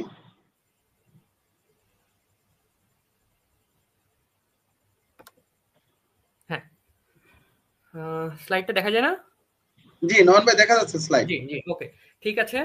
আচ্ছা, এখন এই সফটওয়্যারের যে ইউজেস বা এটার ব্যবহার পদ্ধতি এটা বোঝানোর ক্ষেত্রে আমাদের যে অ্যাপ্রোচগুলো আমরা দেখেছিলাম, সব অ্যাপ্রোচ তো আসলে একবারে দেখানো সম্ভব না। আমরা ফার্স্টে চয়েস করেছি থিমেটিক অ্যানালাইসিস। আসলে হোয়াট ইজ থিমেটিক অ্যানালাইসিস, আমরা শুরুতেই বলেছিলাম যে আসলে থিমেটিক অ্যানালাইসিস আসলে কি রেসপন্ডেন্টের কথার মধ্যে দিয়ে থিম ডেভেলপ করা, প্যাটার্ন ডেভেলপমেন্ট করা, যেটা আমরা মাত্র একটা পেপার দেখাইলাম। তো পেপারের যে স্ট্রাকচার এটা আসলে কি থিমেটিক অ্যানালাইসিস। তো এই থিমেটিক অ্যানালাইসিসের ক্ষেত্রে ওই যে আমরা ডাটা অ্যানালাইসিসের ক্ষেত্রে যে 5টা স্টেপ দেখেছিলাম, তো এই 5টা স্টেপকে আমরা এই থিমেটিক অ্যানালাইসিসের মধ্যে 6টাতে ডিভাইড করছি। সেটা কি শুরুতেই বলছিলাম কি ফ্যামিলারাইজ হও, ডেটাকে ওই যে ট্রান্সক্রিপ্ট করে ফ্যামিলারাইজ হও, যে আপনি এটা বারবার পড়ে দেখেন যে এর মধ্যে কি আছে। আচ্ছা, এরপরে কোড করা, যে ওই ডেটার মধ্যে থেকে যে কোনটা আসলে অবজেক্টিভের সঙ্গে অ্যালাইন হচ্ছে এটাকে কোড করতে হবে। এবং কোড করার পরবর্তী সময়ে এখান থেকে থিম ডেভেলপমেন্ট করতে হবে যে কোনটা আসলে থিম হচ্ছে। আচ্ছা, এরপরে কি থিম থেকে ওই যে থিমের নাম অনেক সময় আমরা ডেভেলপ করতে পারি, ডিফাইন করতে পারি, রিফাইন করতে পারি, যাই হোক। এবং লাস্ট ফেজে গিয়ে আমরা কি কনক্লুশন বা আমাদের ফাইন্ডিংস যে ইন্টারপ্রেট করা, ওই অ্যানালাইসিস করা। আচ্ছা, তো এই ক্ষেত্রে একটা বিষয় আমি আগেই বলে নিই যে এই যে আমি এখানে রেখেছি কনফার্মেশন বায়াস। থিমেটিক অ্যানালাইসিসের একটা প্রবলেম হলো বা চ্যালেঞ্জ হলো এখানে একটা কনফার্মেশন বায়াস হতে পারে। আমরা জানি আম, বরাবরই মানুষ বায়াসড। তো রিসার্চের ক্ষেত্রে অনেক ধরনের বায়াসড আছে, রিকল বায়াসড, ইনফরমেশন বায়াস। তো থিমেটিক অ্যানালাইসিসের জায়গাতে আমাদের কনফার্মেশন বায়াস হইতে পারে বা এটার একটা চান্স থেকে যায়। কেমন? যখন ধরেন আমি একটা উদাহরণ দিই। আপনি গুগলে সার্চ করলেন যে is the dogs are better than cats. দেখবেন গুগল থেকে আপনাকে যত রেজাল্ট দেবে সকল কিছু সারমর্ম আসবে কি নিয়ে, যে ডগস কিভাবে বিড়ালের চেয়ে বেটার। কারণ কি? কারণ আপনি শুরুতে ওই যে প্রশ্ন করেছেন is the dogs are better than cats, তার মানে গুগল মনে করবে বা এআই মনে করবে যে আপনি হয়তোবা কুকুর ভালো কিনা বা বেটার কিনা এটা জানতে চাচ্ছেন, তার মানে সে কিন্তু আপনাকে সব ওই ডাটা দিবে। আচ্ছা, আপনি যদি পুনরায় ঘুরাই দেন যে it's cats better than dogs, তাহলে কিন্তু গুগল কিন্তু আপনাকে ক্যাট বেটার কোন কোন ওয়েতে সেই লজিক গুলো আগে আপনাকে দেখাবে। কিন্তু আপনি যদি প্রশ্ন করেন who is better, A or B, cats or dog, তখন কিন্তু সে পুরো বিষয়টা একদম জেনারেলাইজ ভাবে উপস্থাপন করবে। এখান থেকে আপনি বাছাই করতে পারবেন আসলে কে বেটার। তার মানে কি, এই যে প্রশ্নের জায়গাতে বা ডাটা কালেকশনের জায়গাতে আপনার কিন্তু বায়াস হওয়ার চান্স আছে। তার মানে আপনি যখন রেসপন্ডেন্টের কাছ থেকে এই থিমেটিক অ্যানালাইসিস করতে যাচ্ছেন, এটা তো আপনি আগে চয়েস করবেন যে আমার অ্যাপ্রোচটা কি হবে। তো ডাটা কালেকশনের শুরুতেই এই কোশ্চেনার কিন্তু আপনাকে কনফার্মেশন বায়াসের দিকে নিয়ে যেতে পারে। তার মানে অবশ্যই আপনি অ্যাজ এ রিসার্চার আপনাকে কনফার্মেশন বায়াস থেকে কি বেঁচে থাকতে হবে, বা এটা থেকে আপনাকে রিসার্চটাকে বায়াস করা বা এটা রিগার্স করতে হলে এই বিষয়টা আপনাকে মাথায় রাখতে হবে। কোশ্চেনের ডেভেলপমেন্ট শুরু থেকে আপনার ডাটা পুরো বিষয়টা, ডাটা কালেকশন থেকে অ্যানালাইসিস পুরো পদ্ধতিটা। আচ্ছা, এখন আসেন থিমেটিক অ্যানালাইসিসটা আমরা দুইটা পদ্ধতি বা দুইটা অ্যাপ্রোচে নিতে পারি। সেটা কি? ইন্ডাকটিভ অ্যাপ্রোচ, একটা হচ্ছে ডিডাকটিভ অ্যাপ্রোচ। শুধুমাত্র আসলে থিমেটিক অ্যানালাইসিস না, আমরা কোয়ালিটিভ ডাটা অ্যানালাইসিস ক্ষেত্রে এই দুটা পদ্ধতি আমরা নিতে পারি। একটা হচ্ছে ইন্ডাকটিভ, একটা হচ্ছে ডিডাকটিভ। সেটা কি? যে ওই যে বলেছিলাম গ্রাউন্ডেড থিওরি, ওইটা কি? যখন একটা নতুন বিষয় আপনি তুলে ধরবেন, সেটা কি অলরেডি কোনো থিওরি নাই, থিওরি এখানে নাই, এখানে আপনি থিওরি নতুন ভাবে ডেভেলপ করছেন। এইটা আসলে কি ইন্ডাকটিভ অ্যাপ্রোচ। আবার সহজ কথাই বলতে পারি যে আপনি আসলে আপনার থিম থিম সম্পর্কে ডিটারমাইন অলরেডি। যেমন হচ্ছে আপনি কোভিড-19 বৈষম্য সম্পর্কে একটা রিসার্চ করতে চাচ্ছেন, কাদের সম্পর্কে, যে আসলে এখানে যারা আক্রান্ত হয়েছে তারা কি আক্রান্ত হয়েছে, কি ধরনের বৈষম্যের শিকার হয়েছে। আপনি আগে থেকে ডিটারমাইন যে আসলে সেটা কি, যে সামাজিকভাবে বৈষম্য হতে পারে, সেটা কি অর্থনৈতিকভাবে বৈষম্য হতে পারে, আরেকটা কি যে অর্থনৈতিক খাদ্যের জায়গা থেকে বৈষম্যের শিকার হতে পারে। এই যে আপনি প্রি কনসাইজ বা আপনি আগে থেকে ধারণা করে রাখছেন যে আমি এই বৈষম্যগুলাই দেখব, 6টা বা 5টা বা 4টা, এইটা হবে ডিডাকটিভ অ্যাপ্রোচ। যে আপনি আগে থেকে ডিটারমাইন যে আমি এই বৈষম্যগুলো দেখব। কিন্তু আপনি ডিটারমাইন না, আপনি একটা কমিউনিটি বা একটা পপুলেশন বা একটা স্যাম্পল নিয়েছেন যে আমি এদের উপর রিসার্চ করতে চাচ্ছি। যেই ডাটা আসবে সেই ডাটা থেকে যে থিওরিটা ডেভেলপ হবে বা যে থিমগুলো ডেভেলপ হবে সেইটা আসলে ইন্ডাকটিভ অ্যাপ্রোচ। সহজ কথায় এটাকে যখন রিসার্চের ক্যাটাগরিতে আনি, ইন্ডাকটিভ অ্যাপ্রোচ হচ্ছে যে থিওরি ডেভেলপ করা, আর ডিডাকটিভ হচ্ছে অলরেডি থিওরি আছে সেটাকে টেস্ট করা বা সেটাকে ইউজ করা। যেমন আমরা যদি মাইগ্রেশন নিয়ে রিসার্চ করি, দেখি মাইগ্রেশনের একটা থিওরি আছে পুশ পুল মডেল থিওরি, যে মানুষ মাইগ্রেশন কেন করে, এক স্থান থেকে অন্য স্থানে কেন যায়। দুইটা এই মডেল বলতেছে দুইটা কারণ, একটা হচ্ছে পুশ মডেল, একটা হচ্ছে পুল মডেল। পুশটা কি? যেটা আপনাকে জোরপূর্বক কি মাইগ্রেশন করাচ্ছে, আর একটা হচ্ছে পুল, হচ্ছে আপনাকে আকৃষ্ট করছে। যেমন মেট্রোপলিটন ইউনিভার্সিটিতে অনেক স্টুডেন্ট পড়াশোনা করে, সবাই কিন্তু মেট্রোপলিটন আশেপাশে বাস করে না। কেউ সিলেটের বাইরে থেকে আসছে, কেউ অন্য শহর থেকে আসছে। তারা কি বাই চয়েস, তাদের চয়েস অনুযায়ী কি মেট্রোপলিটন, কেন মেট্রোপলিটন কোনোভাবে তাদেরকে সুবিধা দিচ্ছে বা সাহায্য করছে। এই যে থিওরি বলতেছে কি, যে এই যে পুল করতেছে, টানতেছে, আকর্ষণ করতেছে। আবার পুশ মডেলটা কি, ধরেন এই যে 24 বিপ্লবের পরে যারা মামলা শিকার হয়েছে তারা কি ঘর ছেড়ে পালাইছে, তারা কিন্তু ইচ্ছার বাইরে গিয়ে পালাইছে, কেন? জোরপূর্বক। এটা হচ্ছে পুশ মডেল। তার মানে থিওরি বলতেছে এটা।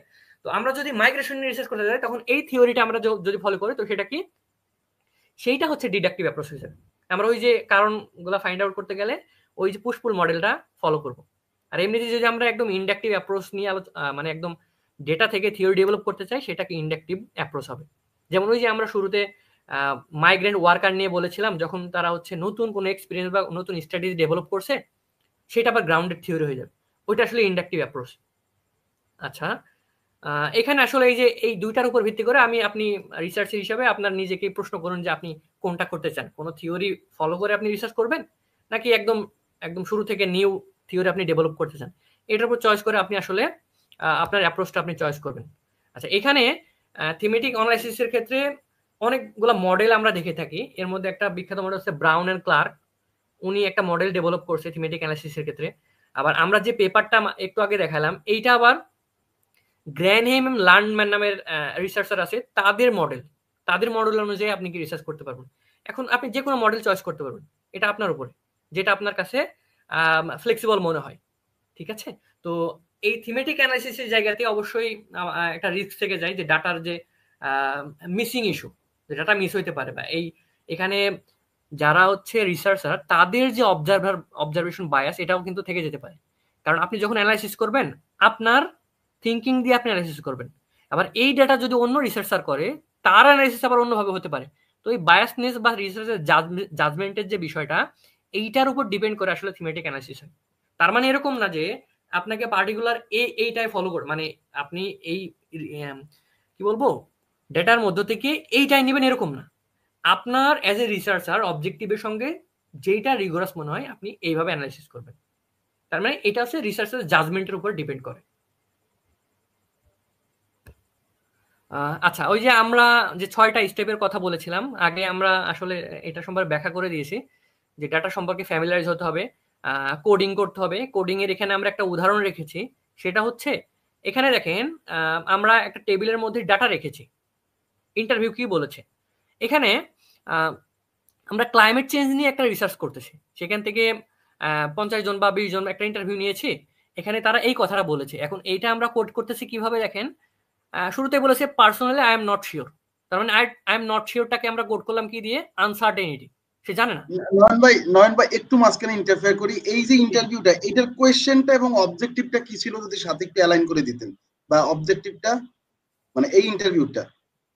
আচ্ছা, এই যে আমরা এখানে বলে দিয়েছি দেখেন, যে say we are researching perception of climate change among conservative voters aged 50, মানে ৫০ বছর বয়সী যে কনজারভেটিভ ভোটার আছে তাদের মধ্যে ক্লাইমেট চেঞ্জ নিয়ে তাদের পারসেপশনটা কি, তাদের মতামতটা কি, এটা নিয়ে একটা রিসার্চ করা হয়েছে।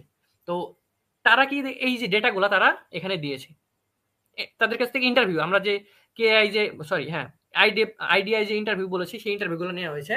তো এই ইন্টারভিউ থেকে দেখেন আমরা এই যে কালার করে মার্ক করে রেখেছি। শুরুতে সে বলেছে আই এম নট শিওর, তার মানে কি তার পারসেপশন কি, সে শিওর না, আনসার্টেনিটি। তারপর দেখেন এই যে পরের লাইনে I don't know why or how, মানে ওই যে আমরা এর আগের লাইনে পাইলাম কি দ্য ক্লাইমেট ইজ চেঞ্জিং, হ্যাঁ, এবং কি জন্য চেঞ্জ হচ্ছে সেটা সেও জানে না। তার মানে এখানে এটাও কি আনসার্টেনিটি। তার মানে আমরা কোড করতেছি, দেখেন আনসার্টেনিটি কোড করেছি, তার মধ্যে আমরা কি তাদের পারসেপশনটা আমরা কি এখানে দিচ্ছি। এই যে কোডের আনসার্টেনিটি কোডের মধ্যে আমরা এই স্টেটমেন্টগুলা রাখতেছি। ওই যে আমরা রিসার্চ পেপারের মধ্যে দেখালাম 88, 65, এইটা হচ্ছে সেই নাম্বার। আসলে আনসার্টেনিটি কোডের মধ্যে কতগুলা এখানে কিওয়ার্ড বা হচ্ছে স্টেটমেন্ট গেল বা এখানে দেওয়া হয়েছে। আচ্ছা, এখানে দেখেন এই যে দ্য ক্লাইমেট ইজ চেঞ্জিং, এটা কি সে স্বীকার করতেছে ক্লাইমেট চেঞ্জ হচ্ছে। যে জানে না সে কিন্তু স্বীকার করবে না। তার মানে এই ৫০ বছর বয়সে যে জানে না সে কিন্তু বলবে যে না ক্লাইমেট চেঞ্জ আবার কি, তাই না? তার মানে সে অ্যাকনোলেজ করতেছে না, হ্যাঁ ক্লাইমেট চেঞ্জ হচ্ছে, এটা আমি বুঝতেছি, তার মানে সে জানে। তার মানে এইটাকে আমরা কোড করতেছি অ্যাকনোলেজমেন্ট অফ ক্লাইমেট চেঞ্জ। আচ্ছা, এখানে দেখেন পরবর্তী লাইনে আমরা কি বলছি, but who is to say they don't have their own reason for pushing this narrative. তো এখানে কি ডিসট্রাস্ট অফ এক্সপার্ট, মানে এক্সপার্ট, ওই যে এক্সপার্ট মানে হু ইজ সে, মানে আসলে যারা বলতেছে তারা আসলে জানে কিনা, এই যে একটা এক্সপার্টদের উপরে তাদের একটা ডিস্ট্রাস্ট হচ্ছে। তো এটাকে আমরা কি আরেকটা কোডের মধ্যে নিয়ে যাচ্ছি, তাই না? দেখেন এই ডিস্ট্রাস্ট সম্পর্কে আমরা আবার নেক্সট আবার বলছি there is a reason not to 100% trust them, মানে তাদেরকে বিশ্বাস করার 100% কোনো কারণ নাই। তার মানে এখানেও কি তারা ওই এক্সপার্টদের উপরে বিশ্বাস করতেছে না। আবার দেখেন পরে the fact keep changing it use to be called. আচ্ছা, এখানে স্লাইড পুরোপুরি দেখা যাচ্ছে?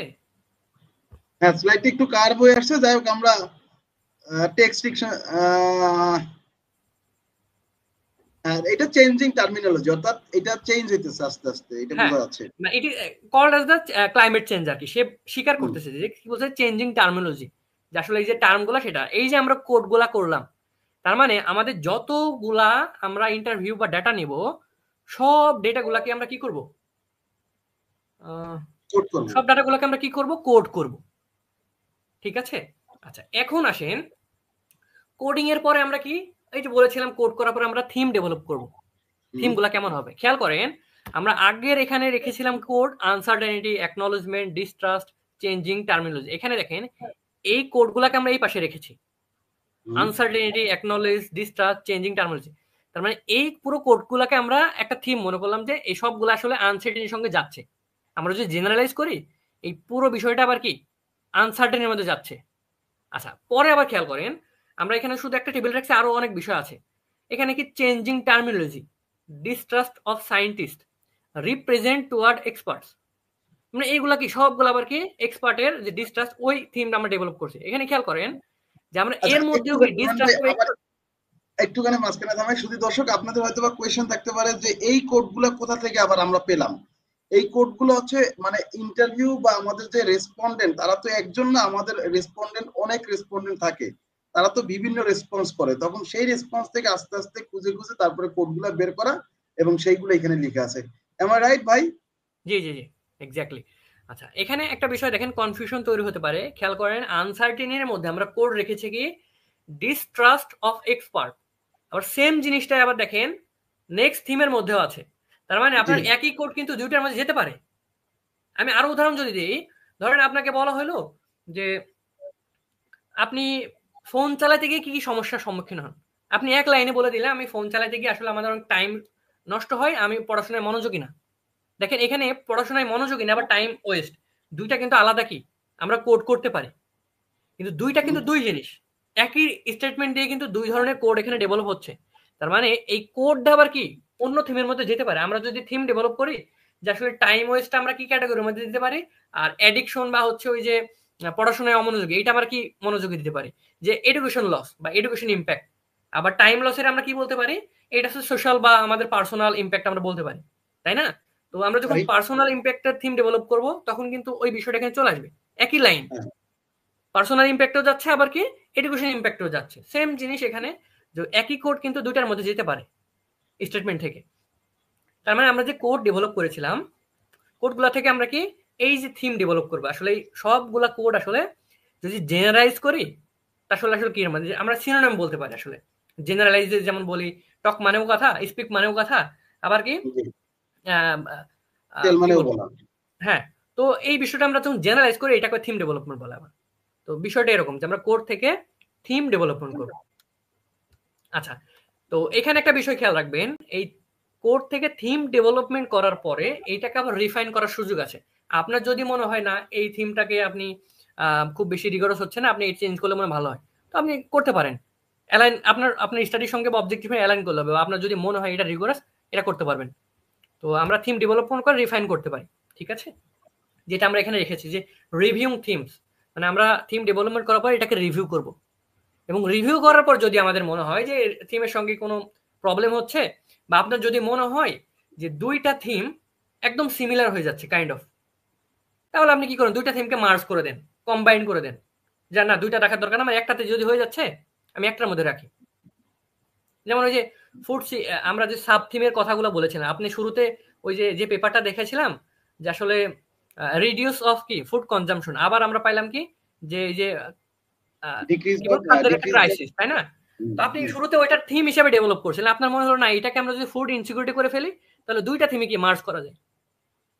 আমরা কি করলাম সাব থিম করে আরেকটা থিম ডেভেলপ করলাম। তার মানে কি এই যে থিম রিভিউ করার পরে আপনি কি করতে পারবেন, এটাকে রিফাইন করতে পারবেন, কম্বাইন করতে পারবেন, কিংবা এটাকে আপনি কি করতে পারেন মডিফাই করতে পারবেন। আবার আপনি চাইলে আবার যদি মনে করেন যে না আমি আগে থেকে ওই যে সাব থিম করেছি কিন্তু এই সাব থিম গুলো এক থিমের আনা যাচ্ছে না, এই সাব থিমকে আমি কি করলাম দুইটা আলাদা থিম করতে চাই, তাও আপনি করতে পারবেন, স্প্লিট করতে পারবেন। এটা আপনার উপর ডিপেন্ড করতেছে। তো এই একদম শেষ ফেজে গিয়ে আপনি যখন থিম একদম ডিফাইন করে ফেলেছেন, আপনি চাইলে কি আবার কি এটা নাম পরিবর্তন করতে পারবেন, বা নাম আপনি মনে করলেন যে এটা আমি ওই ম্যানুয়াল করার সময় বা সফটওয়্যার ব্যবহার সময় যে এই থিম নাম দিয়েছিলাম এটা যাচ্ছে না, আমি চেঞ্জ করতে পারবেন। এবং একদম লাস্ট ফেজে গিয়ে যে আপনি অর্গানাইজ করে ফেলেছেন থিম, এরপরে গিয়ে আপনি ওই যে স্টেটমেন্ট দিয়ে কি করবেন, অ্যানালাইসিস করবেন বা রাইটিং করবেন, আপনার কনক্লুশন বা ফাইন্ডিংস ডেভেলপ করবেন। এই হচ্ছে আমাদের অ্যানালাইসিসের প্রসেস, ঠিক আছে? আচ্ছা, লাস্ট আমাদের ক্লোজিং কোর্স, সেটা হচ্ছে qualitative data is not just data, it's human experience. হ্যাঁ, this method is simply is a different way of listening to people's voice. আসলে আমরা কোয়ালিটিভ ডাটা সম্পর্কে আমরা এতক্ষণ যে বললাম যে আসলে এটা টেক্সট, অডিও, ভিডিও, আসলে এটা কোনো ডাটা না, এটা হিউম্যান এক্সপিরিয়েন্স, মানুষের একদম লিভড এক্সপিরিয়েন্স। এই যে মেথডগুলা আপনি চয়েস করবেন, এই মেথডগুলা আসলে কি মানুষের ভয়েস, মানুষ কি বলতে চাচ্ছে, বা যারা সমস্যার রেসপন্ডে বা সমস্যার সম্মুখীন তারা আসলে কি প্রকাশ করতে চাচ্ছে, সেই ভয়েসটা আসলে কি এই কোয়ালিটিভ মেথড। তো থ্যাংক ইউ। আমার ক্লোজিং স্টেটমেন্ট দিয়ে আমি আসলে আমাদের যে থিওরিটিক্যাল যে আলোচনা সেটা আমরা শেষ করেছি। তো যদি কারো কোনো প্রশ্ন থাকে, কারো কোনো কনফিউশন থাকে, আপনারা করতে পারেন। নয়ন ভাই জি অসংখ্য ধন্যবাদ, আশা করি আমাকে শোনা যাচ্ছে। জি নয়ন জি ভাই জি জি জি, শোনা অসংখ্য যাচ্ছে। ধন্যবাদ। আমি জানি এতক্ষণ কন্টিনিউয়াস লেকচার দেওয়া ইটস ভেরি টাফ, এই রাত্রেবেলা অফিসের শেষ দিন, তারপর একটু রেস্ট নেওয়ার কথা ছিল, তারপরেও আপনাকে নিয়ে এসে আমরা আসলেই আনন্দিত, অনেক কিছু জানতে পারলাম, অনেক কিছু বুঝতে পারলাম। এখন হচ্ছে কোয়েশ্চেন এন্ড সেশন। আমার নিজেরও কিছু কোয়েশ্চেন আছে, আমি একটু কোয়েশ্চেন করবো, এবং শুধু দর্শক আপনাদের যদি এনভিভো সম্পর্কে কোনো কোয়েশ্চেন থাকে, এবং এনভিভো তো আমরা প্র্যাকটিক্যালি যাই নাই, হয়তো বা প্র্যাকটিক্যালি নেক্সট ডে নেক্সট সেশনে আমরা চলে যাব। তার আগে থিওরি রিলেটেড যদি কোনো কোয়েশ্চেন থাকে আপনাদের, সম্মানিত দর্শক আছে, সম্মানিত অতিথি আছেন, তাকে কোয়েশ্চেন আপনি করতে পারেন। নয়ন ভাই আমি একটু শুরু করি, না চলে আসছে মেহেদি আজিজ। জি থ্যাংক ইউ জি। So much for asking the question. What are the some common ethical consideration quality rules, especially when dealing with sensitive topics? নয়ন আহ, ভাই আচ্ছা, এথিক্যাল যে কনসিডারেশন এটা তো প্রকারভেদ হয় না। নর্মালি যেটা হয় এটা আমরা বায়াসনেসের বিষয়টা চলে আসে, যে আমরা যখন রেসপন্ডেন্টের কাছ থেকে ডাটা নিই, সেনসিটিভ টপিক বলেন যাই হোক, এটা তারা পুরোটা আহ, প্রকাশ করতে চায় না। তো এই বিষয়টা আপনারা যে এথিক্যাল কনসিডারেশনটা এটা রাখবেন, যে ডাটা যেন সেফ থাকে আপনার কাছে, বা পার্টিসিপেন্ট বা রেসপন্ডেন্ট যেন আপনাকে ডাটা দিয়ে তার যে প্রাইভেসি এটা যেন মেনটেন হয়। এই বিষয়টা অবশ্যই আপনাকে, আপনি ডাটা কালেকশন করার আগেই রেসপন্ডেন্টকে অবহিত করতে হবে, হ্যাঁ আপনি এই টপিক আমরা আলোচনা করতে যাচ্ছি, আমাদের রিসার্চ টপিক এইটা, আম, এই রিসার্চ সম্পর্কে আমরা এই ডাটা নিচ্ছি, আপনি ইচ্ছুক কিনা, বা আপনি আর আপনার ডাটা যে দিবেন সেটা আমরা কি অবশ্যই সুরক্ষিত রাখবো। এই যে পুরো বিষয়টা কনসেন্ট অবশ্যই রেসপন্ডেন্টকে দিতে হবে, এবং তার কাছ থেকে তার যে পারমিশন বা কনসেন্টটা আপনাকে নিতে হবে। আর সেকেন্ডলি হচ্ছে আপনি যে অর্গানাইজেশনের অধীনে কাজ করতে যাচ্ছেন, সেই অর্গানাইজেশন থেকে আপনি একটা ডকুমেন্ট নিতে পারেন, যে আসলে আপনি একটা বিষয় নিয়ে, একটা সেন্সিটিভ ইস্যু নিয়ে, কিংবা হচ্ছে একটা কমিউনিটি সম্পর্কে রিসার্চ করতে চাচ্ছেন। এই রিসার্চটা আপনি অ্যাজ এ ইন্ডিভিজুয়াল নিতে গেলে ইথিক্যালি একটা প্রবলেম হয়ে থাকে, যে আপনার পারপোজটা কি। এমনও তো হতে পারে আসলে আপনি এটা নেগেটিভ উদ্দেশ্যে কোনো কিছু করতে যাচ্ছেন। তো অ্যাজ এ ইন্ডিভিজুয়াল এইটা একটু রিস্কি। এই জায়গা থেকে আপনি আপনার ইনস্টিটিউশন যে অর্গানাইজেশন বা আপনার যে অ্যাফিলিয়েশন, সেই জায়গা থেকে আপনি একটা ডকুমেন্ট নেবেন, একটা পারমিশন নেবেন, কার কাছ থেকে? ওই অর্গানাইজেশন অথরিটির কাছ থেকে। আর সেকেন্ডলি আপনি অবশ্যই রেসপন্ডেন্টের কনসেন্ট নেবেন, যে আপনি কি নিয়ে কাজ করতে যাচ্ছেন এটা তাকে অবশ্যই জানাইতে হবে, এবং তার কাছ থেকে কনসেন্ট নিতে হবে, আপনার ডাটা আপনি সেফ রাখবেন। এই হচ্ছে মোটামুটি একটা আপনাদেরকে কনসার্ন থাকতে হবে ডাটা নেওয়ার ক্ষেত্রে এবং অ্যানালাইসিস করার ক্ষেত্রে। জি ধন্যবাদ নয়ন ভাই। এরপরে আপনাদের যদি কোনো কোয়েশ্চেন থাকে, শহীদুর রহমান সাকিব। নয়ন ভাই আপনি কোয়েশ্চেন নিজে দেখতে পাচ্ছেন স্লাইডে, জি জি জি, মনিটরে, হ্যাঁ। প্লিজ। আচ্ছা, এখানে একজন প্রশ্ন করেছে, একজন নতুন গবেষক হিসেবে আমরা কোন অ্যানালাইসিস নির্বাচন করব, আমার গবেষণার জন্য কোন ধরনের অ্যানালাইসিস প্রয়োজন, এটি কিভাবে বুঝবো? আসলে এটা মনে হয় আমি ওই প্রত্যেকটা অ্যানালাইসিসের মধ্যেই উদাহরণ হিসেবেই আমি তুলে ধরেছি। এখন সেম টপিক, সেম সমস্যা, আপনি অনেক ধরনের অ্যাপ্রোচ চয়েস করতে পারেন। এমন না যে এই টপিকের জন্য, এই প্রবলেমের জন্য এই রিসার্চই করতে হবে। আপনি চাইলে গ্রাউন্ডেড থিওরিও ডেভেলপ করতে পারেন, এই অ্যাপ্রোচ ফলো করতে পারেন, আপনি থিমেটিক অ্যাপ্রোচও ফলো করতে পারেন। ইটস আপ টু ইউ, মানে আপনার কাছে কোনটা রিগোরাস মনে হবে। আসলে এমন না যে এইটাই ফলো করতে হবে এই সমস্যার জন্য।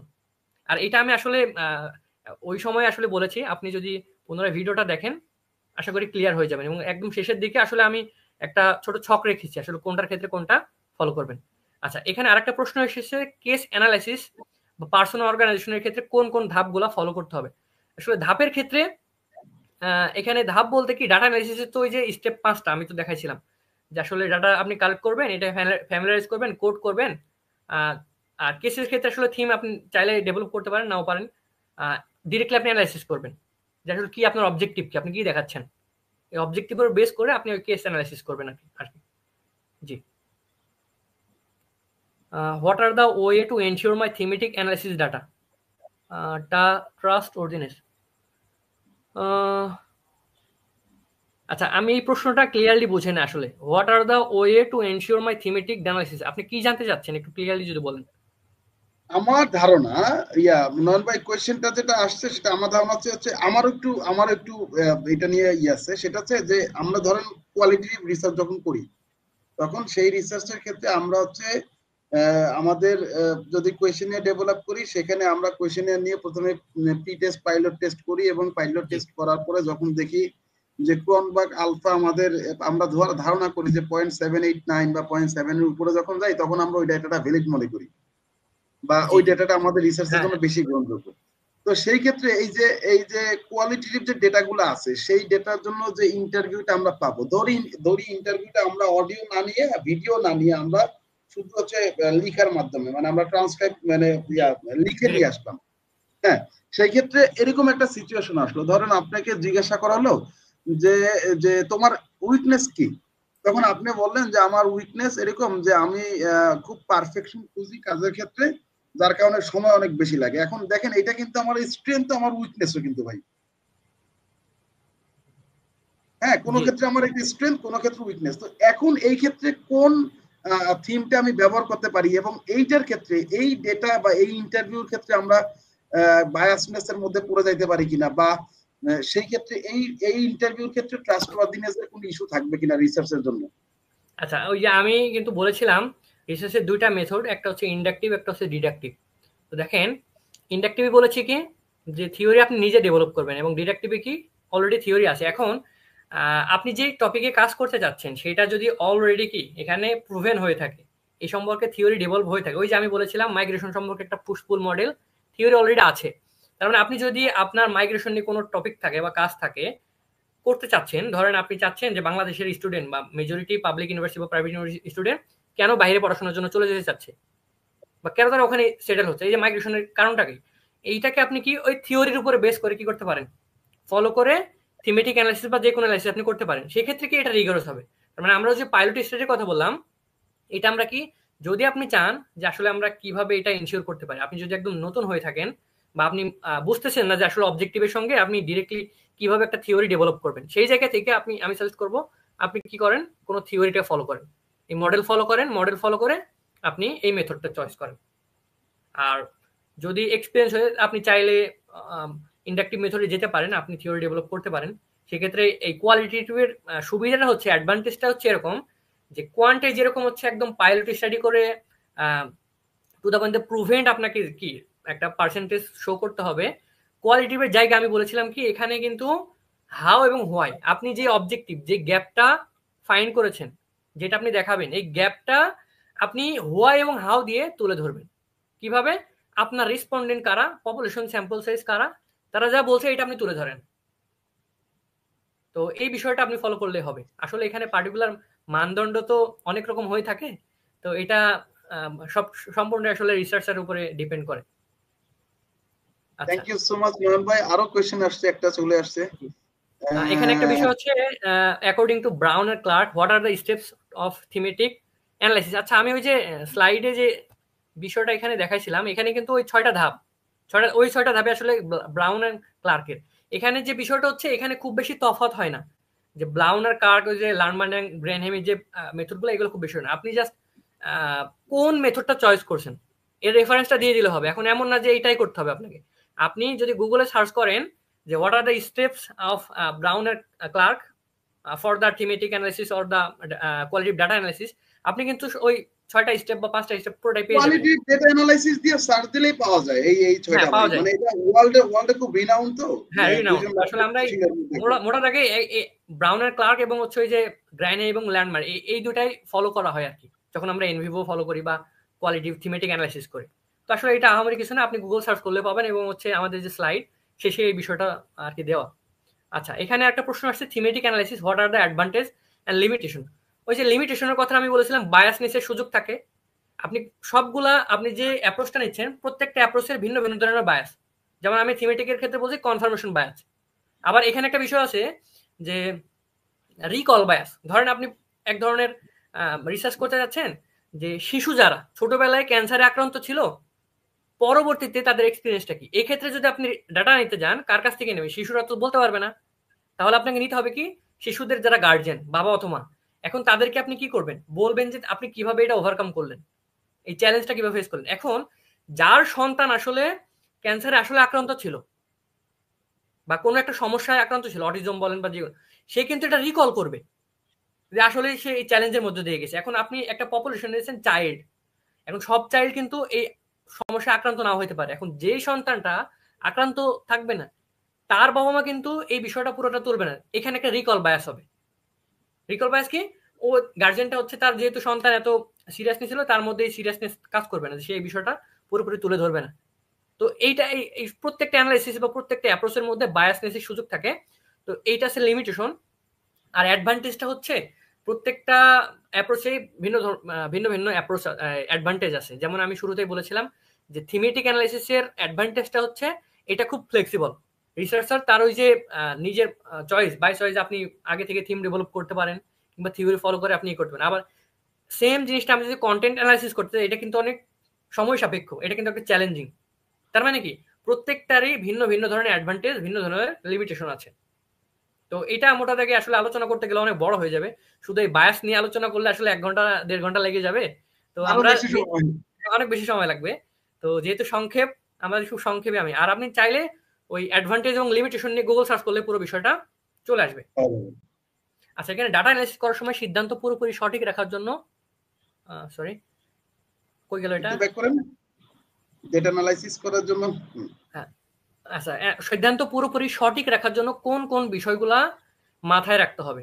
আচ্ছা, ওই যে এখানে মেইনলি মাথায় রাখবেন যে বায়াসনেসের, যে আপনি কোন অ্যাপ্রোচটা চয়েস করতেছেন, মানে কোন ধরনের অ্যানালাইসিস করবেন, এবং ওই অ্যানালাইসিসের বায়াসনেস আছে। যেমন এক ধরনের বায়াসনেস আছে, ধরেন আপনি ইয়ে করলেন যে স্মোকিং, ধরেন যারা ওই গ্যাম্বলিং করে, মানে ওই যে গ্যাম্বলিং তো বোঝেন, যে জুয়াখোর, জুয়ারি আর কি, জুয়ারিরা আবার কি দেখবেন ড্রাগ এডিক্টেড হয়। ধরেন আপনি তাদের নিয়ে আপনি অ্যানালাইসিস করতে যাচ্ছেন, এখন সে একদিকে জুয়ারি আবার কি ড্রাগ এডিক্টেড, সে কিন্তু স্বীকার করতে চাইবে না যে না আমি কেন আমার তথ্য দিব। কিংবা ধরেন কিছু যে এর আগে যে প্রশ্ন করেছিলেন সেন্সিটিভ ইস্যু নিয়ে কিভাবে ডিল করবেন, অনেকেই সেন্সিটিভ বিষয় আপনাকে বলবে না। যেমন আমি যদি বলি যে যারা এখানে ওই যে বাইসেক্সুয়াল, মানে ছেলে ছেলে যে বিষয়গুলো থাকে, আপনি যদি তাদের কাছ থেকে ডাটা নেন, সে পুরো বিষয়টা কি আপনাকে বলবে না, কারণ কি সেন্সিটিভ ইস্যু। কিংবা আমাদের দেশে এইডস এর যে প্রকারভেদ, এখন এইডস তো হওয়ার একটা মেইন অনেকগুলো কারণ থাকে, সকল বিষয় সে বলবে না, বলতে চাইবে না। এখন এখানে বায়াসনেসের সুযোগ আছে, আপনি অবজারভার হিসেবে বুঝতে পারবেন। তো এই যে অনেকগুলো বিষয়, এরকম এরকম বিষয় আপনার মাথায় রাখতে হবে, বায়াসনেস এখানে হচ্ছে কিনা, কিংবা আপনার যে পপুলেশন এখান থেকে আপনি পুরোপুরি ডাটা নিতে পারতেছেন কিনা। আবার কনফার্মেশন বায়াসের কথা বলতে প্রশ্নের ধরন ঠিক আছে কিনা। এখন আপনি ডাটা পুরোপুরি ভালোভাবে নিতে পারলে অ্যানালাইসিস আপনার আউটপুট ভালো হবে না। তার মানে আপনার ইনপুট কি হতে হবে, রিগুরাস হতে হবে। আমরা বলি না ইনপুট ভালো না হলে কি প্রসেস যাই করেন আউটপুট ওই খারাপ আসবে। তার মানে এই বিষয়গুলো মাথায় রাখবেন যে আসলে কোন বিষয়। আবার এক ধরনের ইয়ে আছে যে রেসপন্ডেন্ট এক ধরনের আচরণ করে, আপনি যখন অবজারভেশনে যাবেন সে বাহিরে একরকম, আপনি অবজারভেশন শুরু করলে কি সে অন্যরকম হয়ে যাবে। ধরেন আমি যদি বলি স্টুডেন্ট হিসাবে আপনি ইউনিভার্সিটি যে আচরণ করতেছেন, ধরেন আপনার সামনে আমি ক্যামেরা দাঁড় করালাম, আমি একটা ডকুমেন্টারি করতে যাচ্ছি, স্টুডেন্ট হিসাবে আমি ক্যামেরা দাঁড় করলাম, আপনার অ্যাপ্রোচ চেঞ্জ হয়ে যাবে, বডি ল্যাঙ্গুয়েজ চেঞ্জ হয়ে যাবে। তার মানে আমি আপনার, আমি যদি অবজার্ভ করতাম অ্যাজ এ কমিউনিটি, যে আচরণ সে আগে করতো, আমি অবজার্ভ করতেছি এটা সে জানার পরে সে আচরণ নাও করতে পারে, চেঞ্জ হইতে পারে, তাই না? তো এই সকল বিষয় থাকে এখানে ডাটার মধ্যে। আমাদের প্রবলেমের একটা জায়গা আছে। তো অ্যাজ এ রিসার্চার এই বিষয়গুলো মাথায় রাখতে হবে, আমাদের বায়াস হচ্ছে কিনা ডাটাটা, বা আপনি যে অবজেক্টিভটা আপনি ফোকাস করেছেন সেই অবজেক্টিভের সঙ্গে আপনার কোশ্চেনগুলো ঠিক আছে কিনা, মানে এই কোশ্চেনে দিয়ে আপনি কি আসলে ওই ইনফরমেশন বা স্টেটমেন্টগুলো পাবেন কিনা। তো এই অনেক বিষয় আসলে মাথায় রাখলে আপনি মোটামুটি হবে। আর চাইলে আপনি সবচেয়ে ভালো হয় আপনি as a basic level researcher আপনি কোনো পেপার ফলো করেন, একটা মডেল ফলো করে এটা চয়েস করেন। আচ্ছা, থিমেটিক অ্যানালিসিস অন্য গুণগত পদ্ধতি যেমন গ্রাউন্ড কন্টেন্ট কিভাবে ভিন্ন। আচ্ছা, ভিন্ন বলতে থিমেটিক ওই যে আপনি থিম ডেভেলপ করা, প্যাটার্ন ডেভেলপমেন্ট করা। আর গ্রাউন্ডেড থিওরি মানে আসলে এটা ওই যা আপনি অ্যানালাইসিস করতেছেন সেটা ওই ডাটা থেকে আসবে। আর কন্টেন্ট তো ওই যে বললাম, কন্টেন্ট আসলে আপনি যে রিসার্চ করতেছেন সেটা সম্পর্কে ছবি, ভিডিও, এইটা সম্পর্কে আপনি ধরেন আ কথার কথা বলতে পারি যে একটা ডেটার মধ্যে একটা শব্দ কতবার ব্যবহার হয়েছে। যেমন আমি বললাম যে 24 জুলাই এটা কি, এই যে ফ্যাসিবাদের একটা ব্যবহার আছে, ফ্যাসিবাদ শব্দের কতবার ব্যবহার হয়েছে, আমি আমার 20টা বা 30টা কন্টেন্ট থেকে এই দেখবো, আমি দেখলাম যে 300 বা 400 বা তারও বেশি কি এই শব্দটা ব্যবহার হয়েছে, মানে এইটার ব্যবহারটা এখানে গুরুত্বপূর্ণ, তাই না? তার মানে থিমেটিক অ্যানালাইসিস বিষয়কে আপনি স্টেটমেন্টটা হুবহু থেকে আপনি কি এটাকে ইন্টারপ্রেট করবেন।